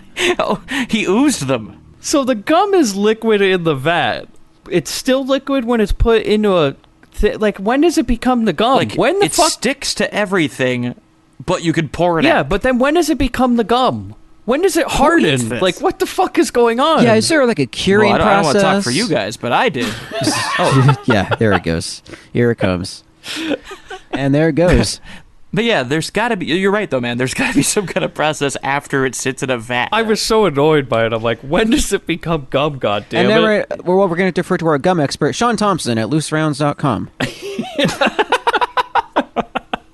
So, yeah, he pours liquid gum on him medieval style, and yes, they all burn to death at the bottom of the ladder. No, they just get covered in the green liquid because Louis says, if I'm going to get it, everybody's got to. So everybody in the cast that day, I bet even the director, he's like, now get in that fucking vat. We're not rapping for the day. They gave him the gum bath. Yeah. That's gum bath. Yeah. This is France, not Germany. Louis just comes behind him. Him and Salami. I beg your pardon. Yeah, him and Salami come behind the director and give him the old gum wrap. It's just the big vat. Yeah. They give him the gum wrap for the movie. It's great. The gum wrapper. Oh, God. So yeah, Salami, speaking of him, is having in his own movie this big super spy fight scene where he's doing kicks and judo throws. And guess what he does, during Bobby? the fight? Tell me. Well, he punches a man out a window, and guess what he falls into? All roads lead to the vat. Every window in this place. Getting the gum it's like, bath. God fucking damn it! Every window in this place, every fucking window has a gum vat. I wanted just one goon to just hit the floor next to the vat. Everyone just turns and goes, Jesus. Yeah, snaps his neck on the ridge of the vat. They're like, this is awful. I was starting to think, this factory, like, when you go to work at this factory, how many times does somebody just at one point open a random door, you fall into a vat of gum, you go to lunch, you fall into a vat of gum. At some point... You turn on the showers, it's gum. Yeah, you clock into work, it's gum. This is a Willy Wonka hellscape. It is. Fuck. I was like, if I was working at this factory, I think I would start my day by just going down the slide a bit. I'm just going to get it over with now, okay? I'm going to get the gum on me now so that later it won't be a surprise. It's like when you shower before you get in the pool. Yeah, exactly. Yeah. So then Victor, we cut to him. He's foiled the boss and another bad guy by pulling a giant... So there's a giant gumball machine in this factory. And so, yeah, he has the guy chase him down to the end of this catwalk where the spout for the gumball machine is. And then he just opens it up, man. It's like, you know how they have at shipping places those big packing peanut things that hang from the ceiling full of packing peanuts? Yeah, of course. Yeah. Or on a smaller scale, like the coffee beans at the grocery store. Yeah, but it's like that, but it's filled with gumballs. I almost expected that you'd have to put like a giant quarter in the fucking thing. Oh, totally. Though I do appreciate that he thwarted these guys with Home Alone tactics now. Because these guys are slipping on gumballs, and he's like pumping a fist and going, "Wee!" And guess where they lead down to, Bobby? Guess where those gumballs lead down? Which seems like a really irresponsible thing, how this factory has been designed. Oh, this is great. There's so many gumballs that the guys who fell down actually get lifted up and carried down a catwalk, down some stairs, and then down a slide into the goddamn gum the vat. same fucking slide! They go down the slide, they get covered in gum. Victor is just standing under the spout, laughing maniacally. And gumballs are sticking to the gum on his head, forming sort of a hard clown wig. Yeah. This was fine. He looks like the clown from It by the time this is over. Kinda, yeah. And so then, they fall into gum. And when these guys land in the vat, if you guys watch closely, when you go back and watch this again, inevitably, one of the stunt guys gets straight up drop kicked. I saw that. I'm like, oh. That dude gets a boot to the mouth. And his body was never found. He ended up in some kid's pack of baseball cards. So then we cut to this, after the latest gum bath, to now we see the driver, and he's telling the cops, he's caught up with the cops, and he's like, well, I last saw Victor, and he was near this river, and he's walking down this road, and they're like, oh, well, are you going to come with us to find him? He goes, no, I was fired, I don't give a shit. And then he just walks away. And so we cut to Victor, and he's running away from bad guys in a field. Yeah, so he jumps into a bush for some cover. And when he comes out, why all the leaves and shit have stuck to him. You can almost hear the Creedence song. Ah. Oh, yeah. As Return of Swamp Thing is back, he looks exactly like Swamp Thing as he's running around a field while these bad guys are shooting at him. And the bad guys are all coated in the gum, too, so everybody just looks like a plastic army man. Can you imagine stumbling upon this if you're just driving by? Just being like, what the fuck? Actually, And just keep driving. people around this town would know it. They're like, oh, the shift got out at the gum factory again. Yeah. Everybody just walks to their cars all green. That's you know what? That's the shittiest union I've ever seen. I would fucking fire that shop steward, man. Oh, man. There is no days since an incident sign. It's just that fell in the vat, too. Victor gets into the boat, and when he starts up the motor just as the bad guys are arriving, he pulls away, and lucky for him, Salami snuck on the boat. And he's here, and he has his gun, but you know what? Earlier in the movie, his gun got covered in gum, and now when he shoots the gun, it only shoots in the form of a bubble has to blow, and then the bullet fires. Yeah, that's problematic. That's an issue. And so he shoots both the bad guys. He kills 2 guys in cold blood. And that's right when the cops show up, so they start firing back. Yeah, because they're like, well, we just watched a guy murder 2 guys. So we don't know who the fuck this Salami guy is, you know. But they do know Victor Piver is on this boat. He shot 2 guys. Yeah. And he's hiding in a car on a boat. And so now they're going to arrest Victor for murder eventually. He's shot 2 guys. And so now Victor and Salami, we cut to the next thing we see is that they're on the road driving the car, okay? Yeah, everything's fine. The car's right side up. Everything's operational. Don't worry about it. Everybody's clean. Thank God we don't have to go through the rest of the movie and them in gum face or black face. Neither one. Like, everybody's cleaned up now. So Salami has a gun to Victor's back, and he's making him drive him.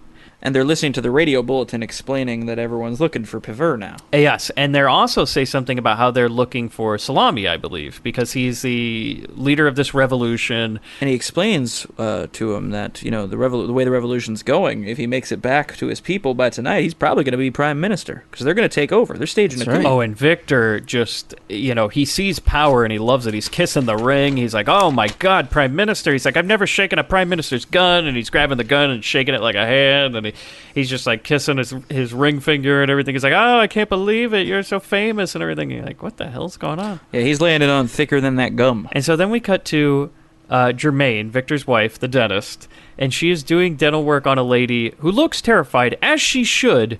Even though she practices dentistry from her apartment, she apparently doesn't feel the need to, like, put on scrubs or any sort of... Yeah, it's very casual. I think it's to put the person at ease, you know? She's wearing, like, a fucking mink coat. Yeah, this definitely has a sign outside that says no insurance, no problem. Yeah.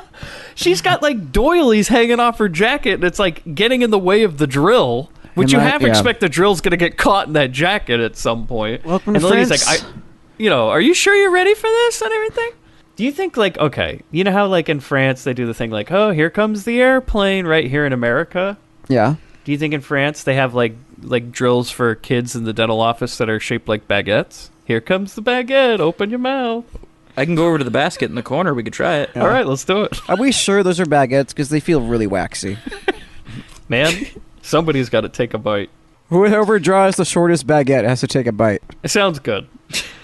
So the assistant comes in to let the dentist know that they've tracked Victor's car and they finally can make a call to it. And so they call up Victor. And Salami doesn't want him to answer the phone, and Victor's like, no, you don't understand. If I don't answer this phone, my wife will come He's find us. He's more scared of this. Yeah, he's like, she will find us. Like, if you want to get away, I have to answer this phone and make an excuse, or else she will fucking be here, man. Yeah, we're all going to hell tonight if I don't answer this phone. And so he's like, okay, answer the phone.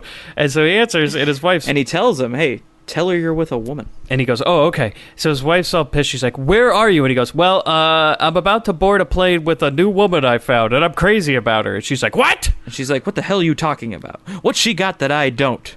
And so he looks over and he goes... personality? Go ahead. Hey-oh. No, he looks over, he goes, he starts looking at Salami, and he goes, well, she's got big hairy hands, she's got curls all over, and she's got a big mustache.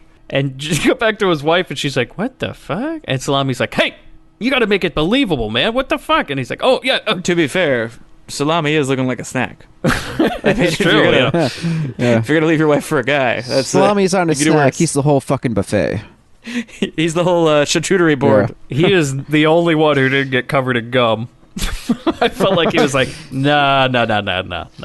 They came running at him with the vat in their hand, and he just turned and gave him a look, and they turned the other way. That was his contract, man. He's like, Louis, we're not doing this shit. Yeah, Louis tried the whole time. He's like, hey, why do you go down those stairs? No. That's Yeah, that's not what doing that. Bill Murray said in when he did Ghostbusters 2. And he's like, I'm not getting slammed, and fucking Dan Aykroyd's come up to him, and he's like, Dan, no. No, Dan. No. Try it. That's why he walks out. That is why Bill Murray walked out of that one scene with just a little spot on his nose, apparently, right? That's all he would do. Dude, it's like a smudge on his shoulder, awesome. and that's it. Yeah, like the he's whole like, film, he no. gets like, everyone else is like diving in it. So it's this like very That's comparable. all the French bubble gum he was willing to take. Yeah, you can see. Turns out Slimer was French this whole time. Who knew? You can see Aykroyd just diving around and that stuff. He's like, come on, Bill, the water's fine. So the wife is demanding to know the woman's name. Who is this hairy bitch that you're leaving me for?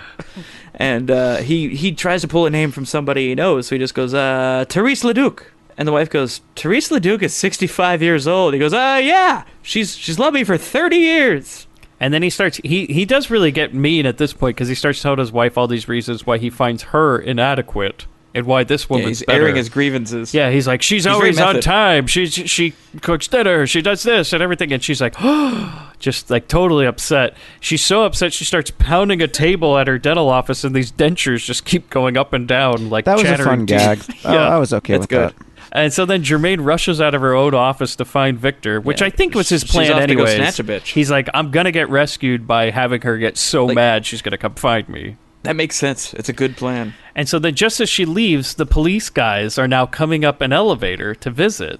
And she runs down the stairs. They get out of the elevator. They go into the room. And they ask the assistant lady, like, oh, is Louise here? And she's like, oh, no, he left. And his wife just left to go find him. And then all of a sudden, the lady who was sitting in the dental chair runs out. She's like, what the fuck? Like, I'm sitting here waiting for the dentist. And the assistant lady looks at her and she goes, yeah, she'll be back in 2 hours. Just go back in. And pushes her back in the office. Don't you hate it? You're doing dental work and you get cucked by your husband on the phone. God damn. Every time. Fuck. So then the police are like, well, we got to run over, and everybody knows he's going to the airport. So Victor's going to be at the airport. He's going to get on this plane with this lady. So everybody's running over there. Then we go to a gas station. So Victor had to pull over because they had to get gas in the car, which they call petrol in France. Because everybody keeps saying petrol station. Sure. So the guy's filling up, and the guys are filling it up, and a group of police officers come to the station on motorcycles. And then Victor sees his next opportunity. He's like, oh, well, I'm going to get their attention, and maybe they'll help me. He's trying to covertly flag them down. Because Salami will not let him get out of the car. Because he tries to get out of the car, and Salami's like, no, where the fuck do you think you're going? And he's like, oh, okay. So then Bobby, he looks at the cops. Victor looks at the cops. And he's pulling all these faces, and the cop is looking at him going, hey, are you trying to take the piss out of me? Yeah, he walks over to the window. He's like, are you trying to take the piss out of me or my partner? And he goes, yes. Yeah. Both of you. Yes, I am fucking with you. Now his plan is, I'm just going to be a total asshole, so hopefully they'll arrest me. He starts talking about this guy's wart that he has on his nose. It's a huge wart. Yeah, it's cartoon. It's like an Austin Powers type of deal. Yeah, Austin Powers just took it straight from this movie, pretty much. Oh, he definitely did. And so, yeah, he goes so far as to even pluck the hair from the cop's wart. And the cop is, of course, angry about it, so he yells, arrest me! And he puts his hands out the window, like, to put the cuffs on and everything. But then Salami notices that the bad guys pull up right next to him. And this is funny, is that the Italian Bronson showed up. Yeah, so the bad guy just looks over at the car, and then he does a little double take. He's like, wait, what the hell? And just notices it's them. And so then they drive off, and when they floor it, they knock both cops down and run over their bikes. Yeah. So now we've assaulted police officers. So now they really will arrest Victor next time they see him. So. And then the goons also floor it, but they still got the pump attached. Oh, God. And so the pump extends as far as it can go, but rather than the pump breaking off, like half the fucking car comes off. Which was great. Man, they make those pumps in France real strong, man. Not the ones in America. Yeah, we nearly broke it off on tour once. Like the pump almost came with us. Oh, Jesus. I would think that those are probably designed to break off in the event that somebody drives off with them, because it would make they do that now. Less sense to just keep it on the pump and then somebody brings down the whole fucking thing. That's like fucking Old Faithful. You're just driving away, just this geyser of gas just behind you. Like, oh, well. Yeah. It happens all the time. No worries. Yeah, when did they start it, Bobby? Like somebody saw this movie, they go, "We need to fix that." Oh my god, that's a problem. You gotta. Yeah, when we did that, we had that geyser of gas who looked at the 7-Eleven attendant. We're like, "You gonna clean that up?" Yeah, a little spill over here. A little spill. Get a mop. You're out of paper towels. And so then they drive off, right? The next thing we see is we're on a plane now. Okay, so we cut from there.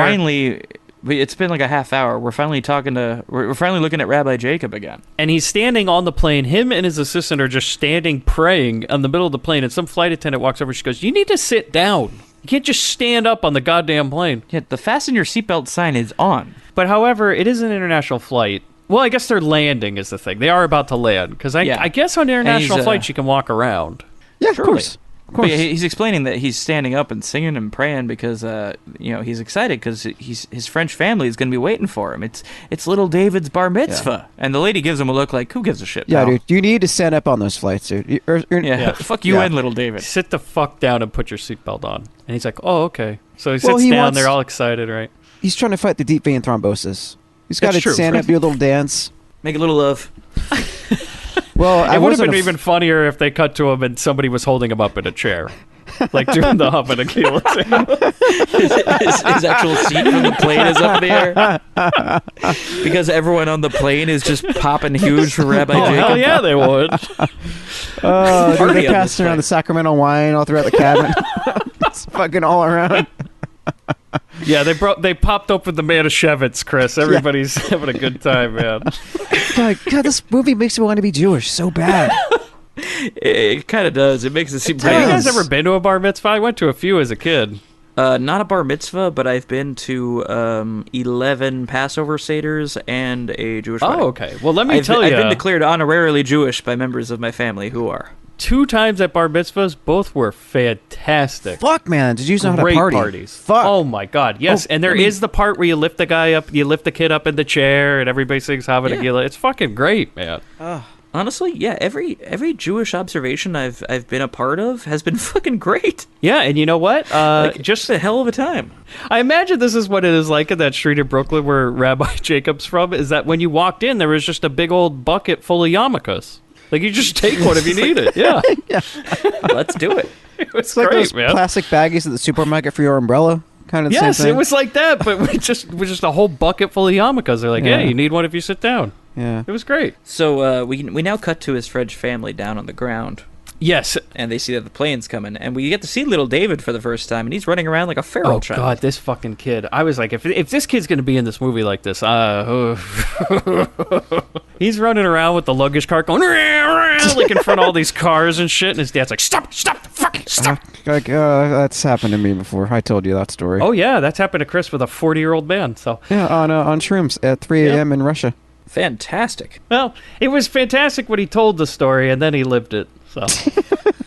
It's not quite as good. No. But he has questions, little David does. And what does the wicked child ask? He asks, how are we going to recognize Uncle Jacob? Because only Aunt Zipe has seen him, and she can't even see. And he's like, well, I don't know how many rabbis are going to walk up this place, son, but I think we'll be able to spot him. But the grandma's very determined. She's like, I know him. I've definitely seen him before. And they do mention something. They go, hey, is the driver going to be here? Like, whatever happened to him? They go, oh, he's upset. He got fired by his boss, Victor. And he's really, he's really sad about it. But he's back home hanging up banners and all this for when the rabbi comes home. And the grandma just says something like, well, I always thought he had a great boss. That was her comment after they just learned that he got fired. He's like, it was probably his fault. Because Grandma's also deaf as a post, so she's not catching all of what they're saying. And so then we cut to Victor and Salami, and now they're at the airport, and Victor tries his latest scheme to get caught is, for some reason, now he has a piece of luggage. I don't know. Where the fuck did he get this luggage? I think he just stole it off the You know what? He does. Yeah. He does. He steals a woman's luggage because he tries to open it in front of a cop to get his attention. Yeah, he plans it so it's going to flop open in front of the security guard who's standing in there in the airport. Because all that falls out is a bunch of lingerie. And it does get the guy's attention, and while the guy's looking down at the women's underwear, he starts to pantomime, this guy has a gun. And the cop doesn't give a fuck. No, he's just like, yeah, move along, buddy. I don't care. Also, it's 1973. Nobody gives a fuck if you have a gun in an airport. Nobody cares. Nobody gives a fuck if you have a gun in an airport. No one cares if you two men have a bag full of women's lingerie. Yeah. Just like, do your thing, man. It's the 70s. It's French rules, buddy. Dude, airports Who were cares? like the Wild West back then. Yeah. Especially in France, Hey, you want to just man. do it here, or do you want to do it when you get off Yeah. the plane? You know, when we get into France airports, like, dude, it is like the fucking Wild West. Also, it's like the goddamn Ritz-Carlton in this place. Yeah. So when they go to the bathroom, I'm like, holy shit. We'll get into that, though. But the next thing we see is before they get to the bathroom, Salami notices a redhead woman. And here's the thing is, like, you think that, oh, he must know her. Like, this is part of his plan, right? To, like, get out of the country and go back. And Oh, no. no, he just wants to hit on her. He just has a weakness, man. He can't handle it. So in the middle of running from the bad guys and the cops and everybody else, he just decides to take it aside and do his best Bobby Hampton impression where he goes like, hey, you in the stunts? Hey, it worked for Bobby. Well, but it works for him because, you know, Salami, like you said, he's not a snack. He's the whole damn meal. He comes over and she's like, oh, sure. And she's like, oh, you know, she pulls out a cigarette and he goes, oh, let me light that for you. And he's fumbling around his pocket to find a lighter. And I guess Louis kind of like jingles his hand a little bit. And for no reason at all, Salami pulls out his gun instead of a lighter. And, I mean, how many times does that happen to you Well, guys? that's how the French light all their cigarettes, if you didn't know. Oh, okay. Bronson style. Yeah. Damn right. And what it ends up doing is, of course, popping another green bubblegum bubble. But it pops in her face. So she gets gum all over her face. And so, of course, she slaps him across his. Oh, gum. Sorry, misheard you. That's in the extended cut. Yeah, she got the gum bath. And so then at the same time that happens, Victor just hops on the luggage carousel and rides off, and somebody slaps a Fragile sticker on his head as he goes down the chute. It worked for me. Same. I don't care. I thought it was funny. And so then we see, guys, a plane has landed. Oh, my God. Shit's And that happening. annoying little kid's really happy. You know, he's hopping all over the place. He's like, oh, my God, it's Rabbi Jacob's plane. And the whole family's running out. Everybody's jacked like hell. They're all excited to see him. And so then Jacob and the assistant come down the staircase. And guess what, guys? Chris, what the fuck are they carrying? Oh, you talking about the hat? No, Chris. Oh, God, they fucking... brought the fucking cheesecake. That's right.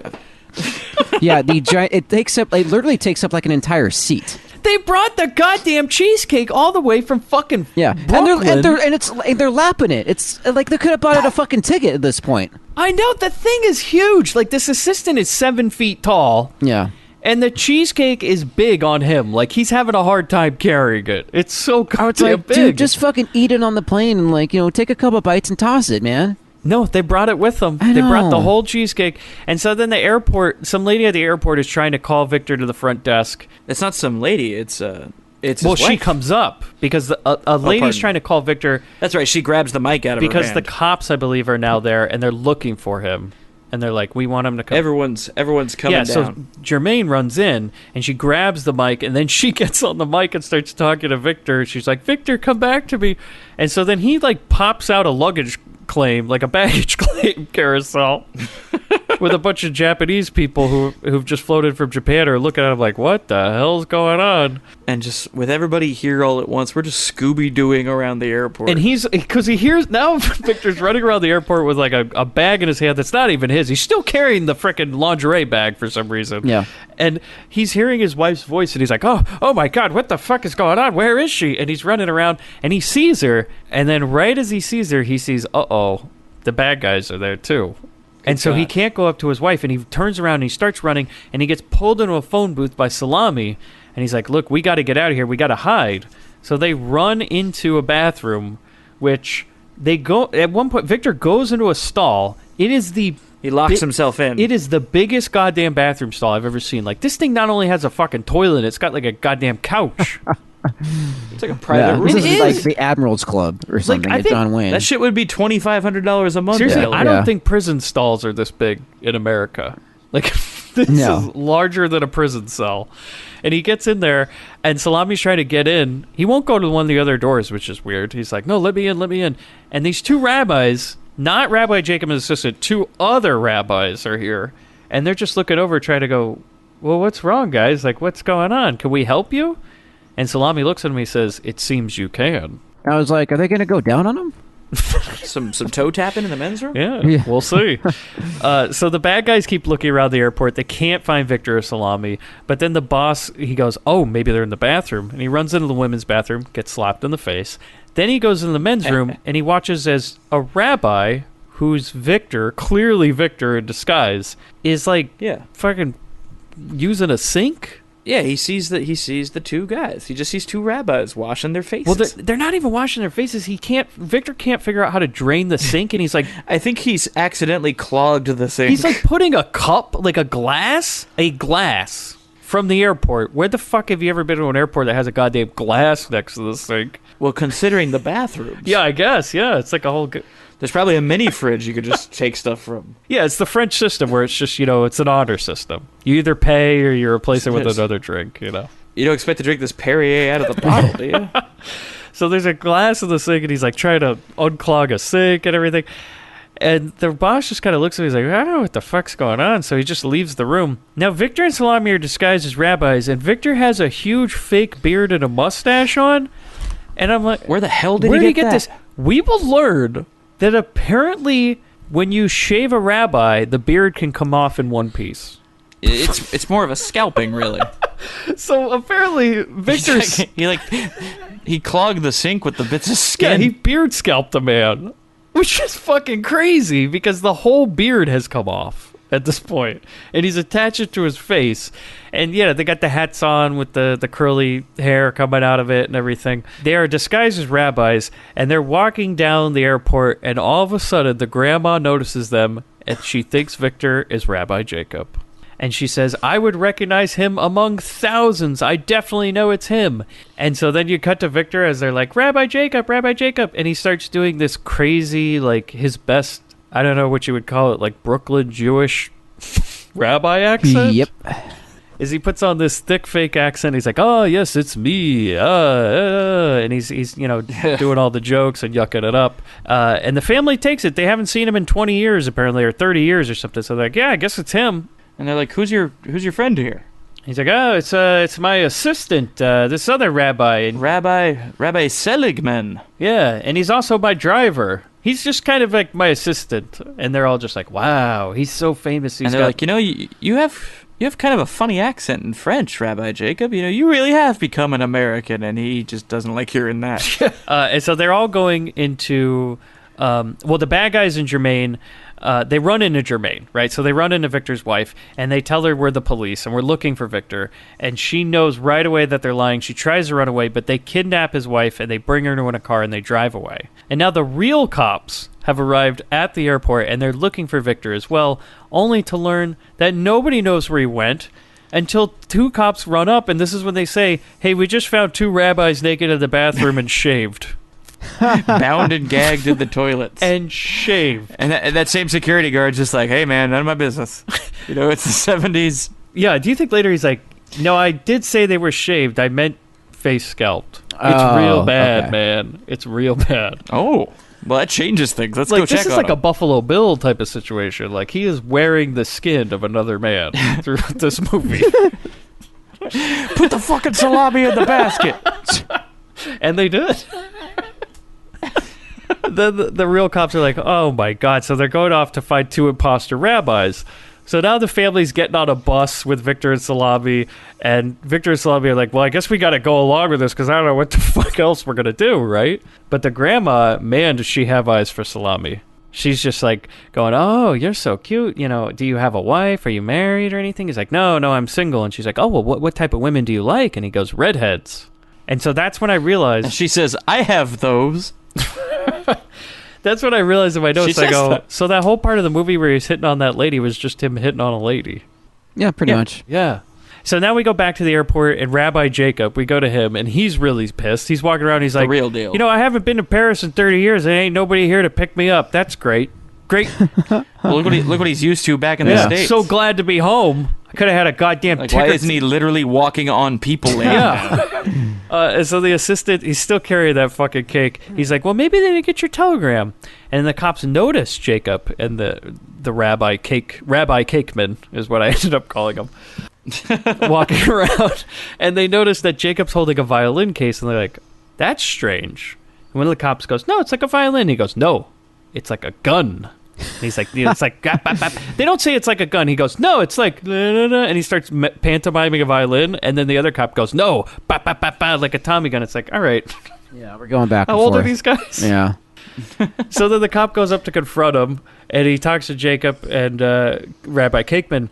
They're glad to see the police at this point. They're like, oh, my God, yes, we just came to the country. You know, we're looking for our family. We can't seem to find them. And then the cop just grabs the violin case, and he's like, you're an imposter. And he tries to grab the beard off Jacob's face. Yeah, the commissioner goes, that's some beard you got glued on, pal. And he's like, glued on? I don't know what you're talking about. And then he tries to grab it, and uh-oh, it ain't coming off. Cakeman's not having it, though. So, Bobby, take it away. Oh, Rabbi Cakeman with the assist. Hitting the commissioner with a cake to the face. So, guys. Man, that's right. Fuck the police. Call Guinness. We now have the longest cake gag in cinema history. Not to mention the... Well, it's like the 40 longest minutes. fucking airport gag in fucking history. This is 50 minutes into the movie. That's what the cake was for, to hit a cop in the face. Well, what else would it be for? Come on. Oh, my God. It's This like cake should have taken his head off. It's so big and heavy. I know. And yeah, did he take off the glass before he threw it at him, too? So all that trip, that cake went all the way from Brooklyn, New York to Paris, France, just to land at a cop's face at an airport. Sisterhood of the Traveling Cake. It's It's beautiful. fucking amazing. So now we cut to the... And by the way, people are laughing all over the airport because it's hilarious. And the rabbis aren't arrested. It's all a misunderstanding, guys, you know? You pull my beard, I get to throw a giant cheesecake in your face. No big...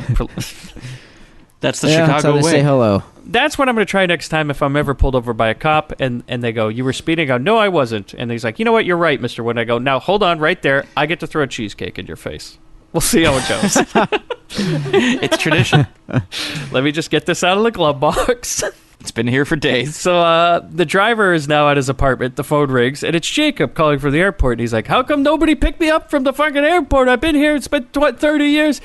And he sees outside everybody celebrating. Because Rabbi Jacob just came to town. Yeah, and he goes, hey, you are a prank caller. Fuck you, sir. And he hangs up on him. He says, today of all days, you jerk. By the way, did you notice, Bobby, that this parade outside looks a lot like a parade we've covered in another movie?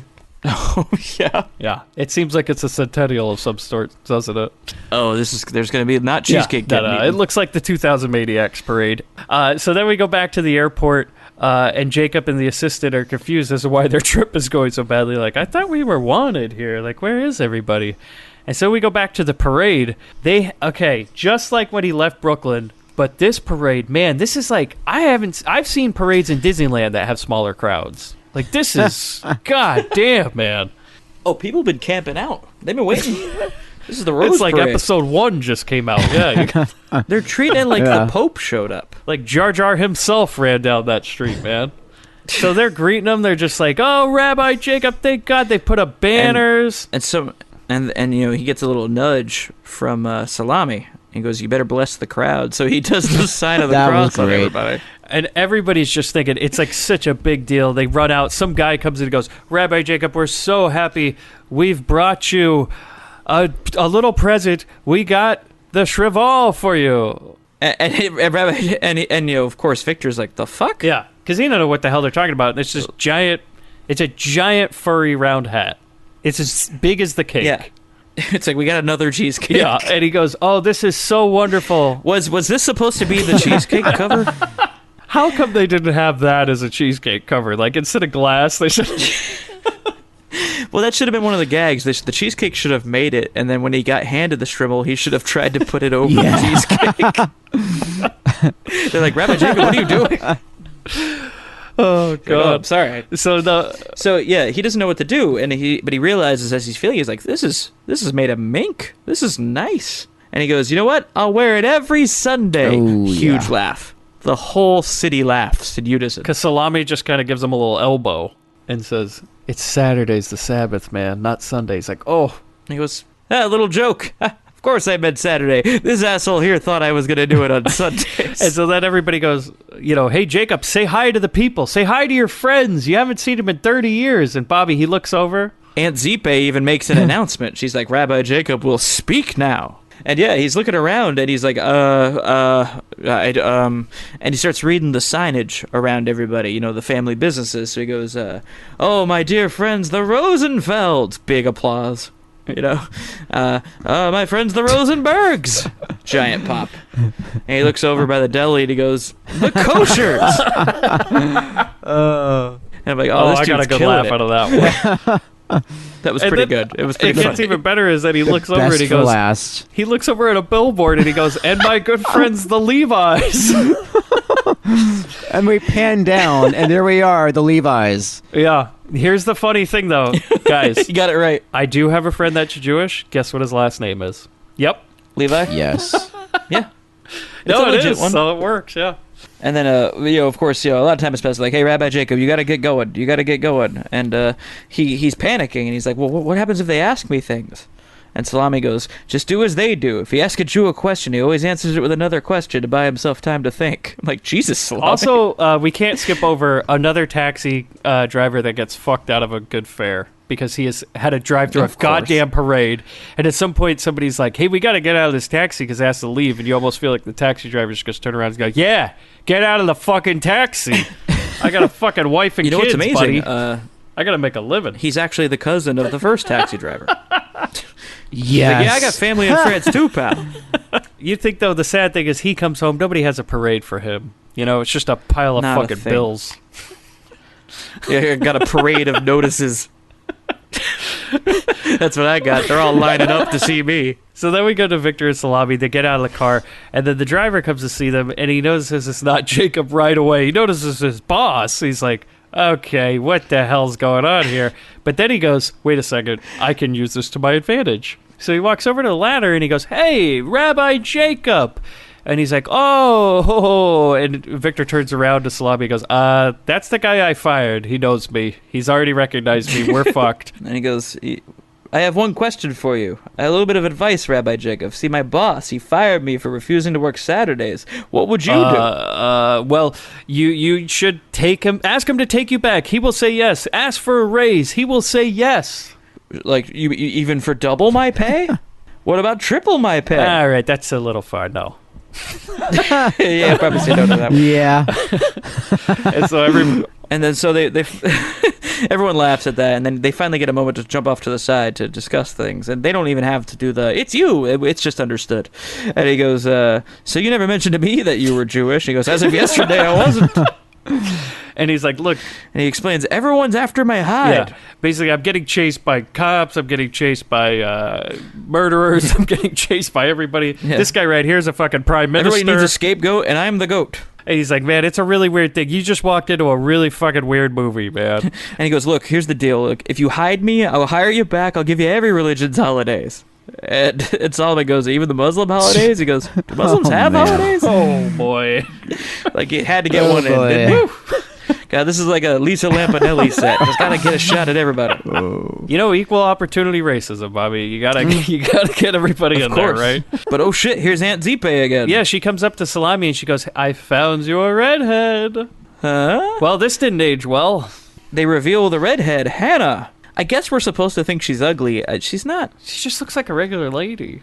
She's just a person. Yeah. Like, I don't know. I mean, she's not. Like, we're not trying to objectify her. Man. There's nothing wrong. Like, she's not. They didn't ugly her up enough to make it a gag. No, it's just a person who's not incredibly attractive, but she's not. I wouldn't call her terribly homely either. She's just a plain woman.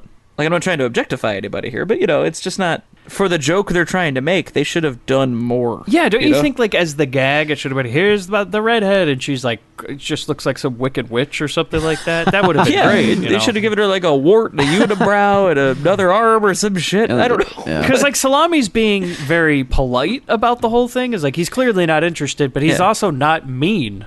Yeah, he's just not feeling it. And, especially, they set up the gag, too, that Aunt Zipe can't see shit. Yeah. So it should have been something ridiculous. Yeah. Instead, she just found a regular-ass lady. But you know what? Fuck that jazz music number. She's like, never mind that. Rabbi Jacob's gonna dance. And then we start bumping the klezmer, fellas. Oh, the drums my God. are going. This is amazing, by the way. Somehow, like, fuck logic, Victor knows the moves. Well, the movie turns into Fiddler on the Roof. Like, just randomly turns into a completely different movie, and we are watching a stage production of Fiddler on the Roof, and they are doing the whole dance number and everything. And Salami's getting in there. Yeah, and everybody's, just kicking the legs, doing the whole dance move. Yeah, Victor's joining in. It's great. It, like everything else we've talked about, this looks fun as shit. I mean, it is kind of like when I went to a Clipper game once, It broke into this? the halftime show was Jewish breakdancers. Oh. I am not kidding. What a treat. And you know what? They did head spins on their yarmulkes. Cool. It was pretty great. I'm telling you, man. The troop's actually famous. They're called Poppin' and Latkes. It was Jewish Heritage Week, and they did it. They had a Jewish dance number. It was absolutely one of the greatest things I've seen at a halftime show. So we're all in agreement. We're all going to convert and be Jewish. Yes. Okay, I'm down. Okay, the three greatest halftime shows I've ever seen at Clipper games are 1, Jewish breakdancers, 2, Kid and Play. Yeah, that was great. And 3, some weird greased up Russians that a man and a woman. I'm listening. Okay, a man and a woman, greased up Russians. The man had no shirt on. Okay. The woman was dressed in spandex. They got greased up and just rubbed each other on the floor of the basketball court for about 10 minutes. Jesus Christ. Until they said, "All right, thanks everybody." Man, that is the best possible halftime. Yeah. Yeah, everybody was just sitting there going, like people are covering their kids' eyes and everything. They're like, I don't think they're coming back. We got to get that lady with the unicycle who puts the plates on her head back, because this shit ain't working, man. Never saw him again, though. Huh, no kidding. Yeah. Fuck. We go from here, from the musical number, to a dental office. The bad guys are now interrogating Victor's wife under the light of the dental chair, and they put the drill to her mouth. They go, "You better tell us what we want." And she's like, "I don't know where he went. He just said he was leaving with another woman." But then the phone rings, and the bad guy answers it. And Chris, it's Victor. It is. And he's calling, and he wants to talk to Jermaine. And so the bad guys hand over the phone, and they're like, "Okay, pretend that we're the police and talk to Victor." And so Victor's like, "Oh, God, I found these killers." Well, yeah, his wife says, "Victor, the police are here and they want to talk to you." And he goes, "Oh, okay, great." So he gets on the phone, he talks to the police, which he thinks is the police, but it's not the bad the police. guys. It's for us. But the bad guy's like, "Hey, where are you?" And he goes, "Oh, It's the commissioner again. And he's like, "Oh, I recognize your voice." I'm like, "Oh, dude." Oh, he's like, "Thank God." He starts laying everything out for him. And it's great. He goes, "Look, I'm being chased by a bunch of killers. One of the guys is really fat and greasy." and the bad guy's just looking at the phone. He's like, "You motherfucker." And they go, "Hey, is Salami with you?" They go, "Yeah," and they're marrying him off to some redhead. And he's like, "Well, where are you?" And Victor tells him, and he's like, "Okay, we'll be right there." And so then outside, we go back to outside, and they're trying to get Salami to marry this redhead. He's not really interested. And then Victor's daughter, we cut to the dental office again. She comes running into the apartment at the dental office, and she's like, "Where the fuck are my parents? I'm getting married today." They pull this on me on my wedding day? She's in her wedding gown. She's like, where the fuck are they? Everybody's late for the fucking wedding. And the receptionist, she opens the closet, and the receptionist... No, it's not the receptionist. It's the patient from earlier that was waiting the 2 hours has now been thrown in a closet. She's got that bite thing in her mouth still. She's fucking in agony. She has the bite thing in her mouth, but somehow they tied her on an office chair to the top of a closet. And then threw the chair into the closet. It's floating off the ground. The chair is hung up to the top. It takes effort. I'll give it to him. Like, Bob Vila couldn't have figured this out. Yeah, and I love this, is that the daughter doesn't help her. She just slams the doors. She's like, "Well, that's not who I'm looking for." And I think that's the last we see of that lady. Yeah, she dead, man. She's in there still to this day. And so the daughter is asking the receptionist, she's like, "Well, where are they?" And they're like, "Well, they just went to go find..." Oh, no, she finds her mom. She finds her mom just tied up in the dental chair. She's in the dentist chair. And she's chair. like, "Oh, my God, what's happened?" She's like, "We got to go get your father. These killers are after him." Cut to bar mitzvah. We're having our mass. I don't know if they call it mass. And Victor's wearing the strimmel. Yeah. And they're going to do the bar mitzvah thing where you got to read from the Torah, right? You got to read it in Hebrew. You practice this part of it, too. Yeah. So they're doing the big ceremony, and Victor's led up. He's being led into this big event. Everybody's so excited that the Rabbi Jacob's here, right? And at one point, he's like trying to run away, and Salami and the driver are like, no, come on, man. You got to play along. We'll make it work. It'll be fine. Don't worry about it. Just do it. Just going to wing it. We're going to get there. We're going to wing it. So the boy stands up there, and he's like, "Can you bless me, Father, Rabbi Jacob?" And he's like, "Bless you." He just puts his hand on him and goes, bless you, son. Look, you're blessed. And then he goes, how about you, Rabbi Salami? And he goes, yeah, you're blessed. It's like, so they got a massacre mafia style. And so then the driver... Bless me, Rabbi Jolly. No, Jolly, stop kissing that Easter. boy, Stop it. Put the dog away. And so then some guy comes in, he's like, hey, Rabbi. And the driver's like, what the f-? He's in the middle of a ceremony. He's like, yeah, but his wife's on the phone. Like, you got a phone call. It's urgent. No, he said, not to the rabbi's wife. This is a phone call for Rabbi Jacob from a Madame Prévert. Oh, and he goes, yeah, it's urgent. And so the driver goes, oh, okay, I'll take the call. So he runs to take the call, and the driver takes the call, and Jermaine tells him, she goes, there's 3 killers on the way to get Victor. And he goes, well, they're not on their way. They're already here, as he looks out the window and sees 3 men. He sees the commissioner and the 2 other cops, and he thinks they're the killers. So now the ceremony's ended. Mazel tov. Everybody's, yay, everybody's happy, but they ask Rabbi Jacob to come up and read from the Torah. And I do love this part as he walks up and he's just like, And he starts to kind of fake it, and then Salami has to point out, he's like, it's in Arabic, you gotta go right he's to like, left. He's like, sorry. And then he goes, oh, you know what, I forgot my glasses. And the guy next to him goes, And he announces to everybody, he goes, I'm gonna give Rabbi Seligman the honor. So he's like, Go for it, Salami. And so then Salami's up there, and then the driver just comes into the room, right? And he goes, there are killers coming to get the rabbi. And everybody's like, what? And then so Jacob and Salami just run off as the driver says, and it's those 3 guys that have just walked into the room. Well, because the first thing they do is the cops are trying to calmly infiltrate. So they're standing outside and like, all right, boys, this is like a church. So you got to do this with tact and delicacy. Everybody take your hats off. Yeah. Oh, yeah. And that's a big deal because you walked into a synagogue without something covering your head, which is a big no-no. And everyone's patting themselves on the head, and they're thinking it's some kind of greeting, so they're patting back to them. They're like, oh, good, I don't know what this is, but to you too. To you as well, sir. And finally, like, put your hat on.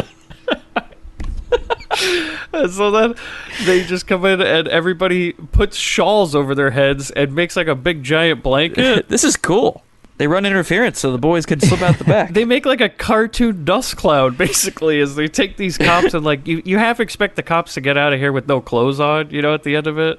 And so, yeah, Victor and Salami make their escape, and the driver helps them. The bad guys are outside. They don't see them, but we see them falling by. And then the real Rabbi Jacob and the assistant have finally arrived, and they're walking down the street. They're like, oh, well, we're finally here. We'll go to the synagogue. But the goons think that this is Victor and Salami. Yeah. And so Jacob and Cakeman get abducted with potato sacks. Yeah, and they get pulled into...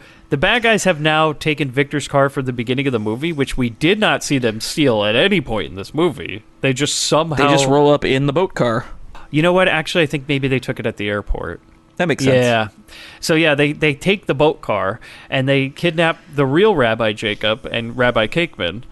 And then so outside the synagogue, the people have beaten up these cops, and then finally they realize... The cops are like, hey, we're fucking cops. What are you doing? And then they're like, oh, well, this is Yeah, they're weird. dragging these cops into the street to be drawn and quartered. And they're like, oh, sorry about that. And, those French cops, man, they're real friendly. Like, even if you attack a police officer, like, it's fine. It happens all the time. Just a little misunderstanding.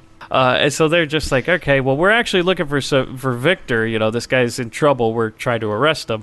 And so they say, well, they just made their escape or something because they rode away on a motorcycle. They rode away in a moped. Yeah, so Victor and Salami rode away with a moped that the driver allowed them to borrow. And so then at the same time, now Victor's wife and his daughter are now here in another car. They just miss him. And they're looking for him. They meet up with the driver. Yeah. And so then the driver tells them, well, they just took off in the moped. So now the whole cast is heading for another location. Yes, and you get this weird part where Victor and Salami are riding on the moped, and then Victor sees his car, and he's like, hey, get after that car. They stole my car. And it's like, wait, hold on a second. We never saw anything with your car getting stolen, and, like, if it got stolen, don't you think it might be the bad guys? He doesn't really think things bigger picture. No. Not but really. He's getting so excited that he starts pulling Salami's hat over his face so he can't see. And he's like, man, I can't see. And he just keeps doing it to the point where he drives into a fucking subway station and crashes into a wall. Down the stairs. But they're still able to catch the car. At this point, though, the bad guys take off the potato sacks and realize they got the wrong rabbis. And the Rabbi Jacob, the real one, goes, "I'm not this pervert guy you keep looking for." and then he yank on his beard again. He's like, "Ah, damn it!" And so then at the same time, Victor and Salami open the doors to the car, and they're like, "Hey, oh shit!" And they get yanked in. And so now everybody's in this car. All 4 of the rabbis, the 2 fake ones, the 2 real ones, and all the bad guys, and all the goons. This is just becoming absolute madness because now inside the car, Victor's like begging for his life. He has a plan. He says, "You know what? I got an idea, guys. Instead of killing me here in this car, why don't you let me go to my daughter's wedding and then just send me a letter bomb tomorrow?" And he starts going through. He's like, the family doesn't have to know. We don't have to involve them. It's clean. Everyone goes their separate ways. I get a little letter, and he starts pantomiming like I pick it up. It's making a noise. And people are getting kind of caught into this story that he's telling to the point where when he gets to where he opens the letter, they're all going, "Don't open it!" And he goes, boom, and slaps a guy. Funny. Yeah, he slaps a guy in the face when he does the boom. And so right now, all of a sudden, there's this helicopter following the car, and they call the car phone, and it's someone from Salami's country now telling him that he's now the president. They say, "Put President Salami on," and, Fares is like, "President?" And it's the prime minister of this country. The coup was successful, and so the revolution has taken over the country that he's from, which means that he is now President Salami. By the way, what a revolution. You don't even need to be in the country to get made president, right? The Revolutionary Council took power at 1300 hours, and we wish for our president to return urgently. And now the bad guys are all about him. They're like, well, now that you're the president, we love you. Yeah. Well, Ferris starts crying. He's like, "I'm so sorry." Yeah. He's like, I answer to you now. And Salami goes, "I did it." And then Victor goes, "We did it." And now all of a sudden, instead of a police motorcade, it's like a police horsecade that shows up. It's like a full military escort. Yeah, but it's a military escort. Everybody's on horses and not cars. It's really weird.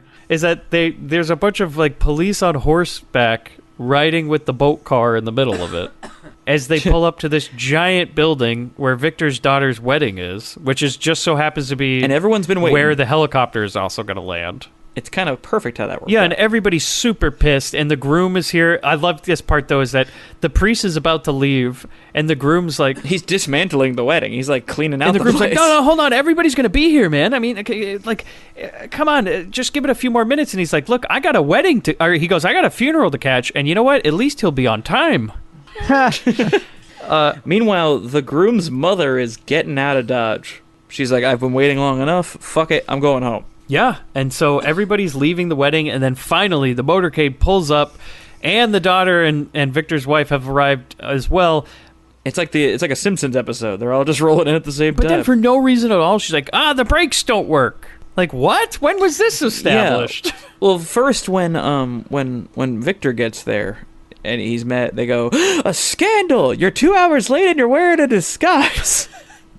Yeah, and he's dressed all Jewish. For no reason, as the bride comes flying in their station wagon, like you said, like suddenly someone's cut the brake line. Yeah, and then she just runs into the back of the boat car, and then the boat breaks dinghy in half. Boat falls off and breaks in half, and Victor's all upset, so he takes his wife's hat off her head, and he goes, well, there, and he rips it in half. Champion. And so the real Rabbi Jacob is there, and he's finally reunited with his family, and they all know. And the groom's father comes over to Victor. The two dads are having a moment. He goes, "What's with this tribe?" Yeah, nobody knows what the hell's going on. They're like, "Look, two movies have just met, and nobody knows each other." He's like, And so. Yeah, he goes, "Oh, these are my friends, the Schmoles. They invited me to synagogue, so I invited them to church." And they're like, "Oh, okay. Well, are we going to have a wedding or something?" And then, no, because Salami and Victor are going to get arrested, but then the cops have to let them go for some random reason because they're like, no, this is the president. You let them go. Look, president of where? They broke laws in France, but who cares?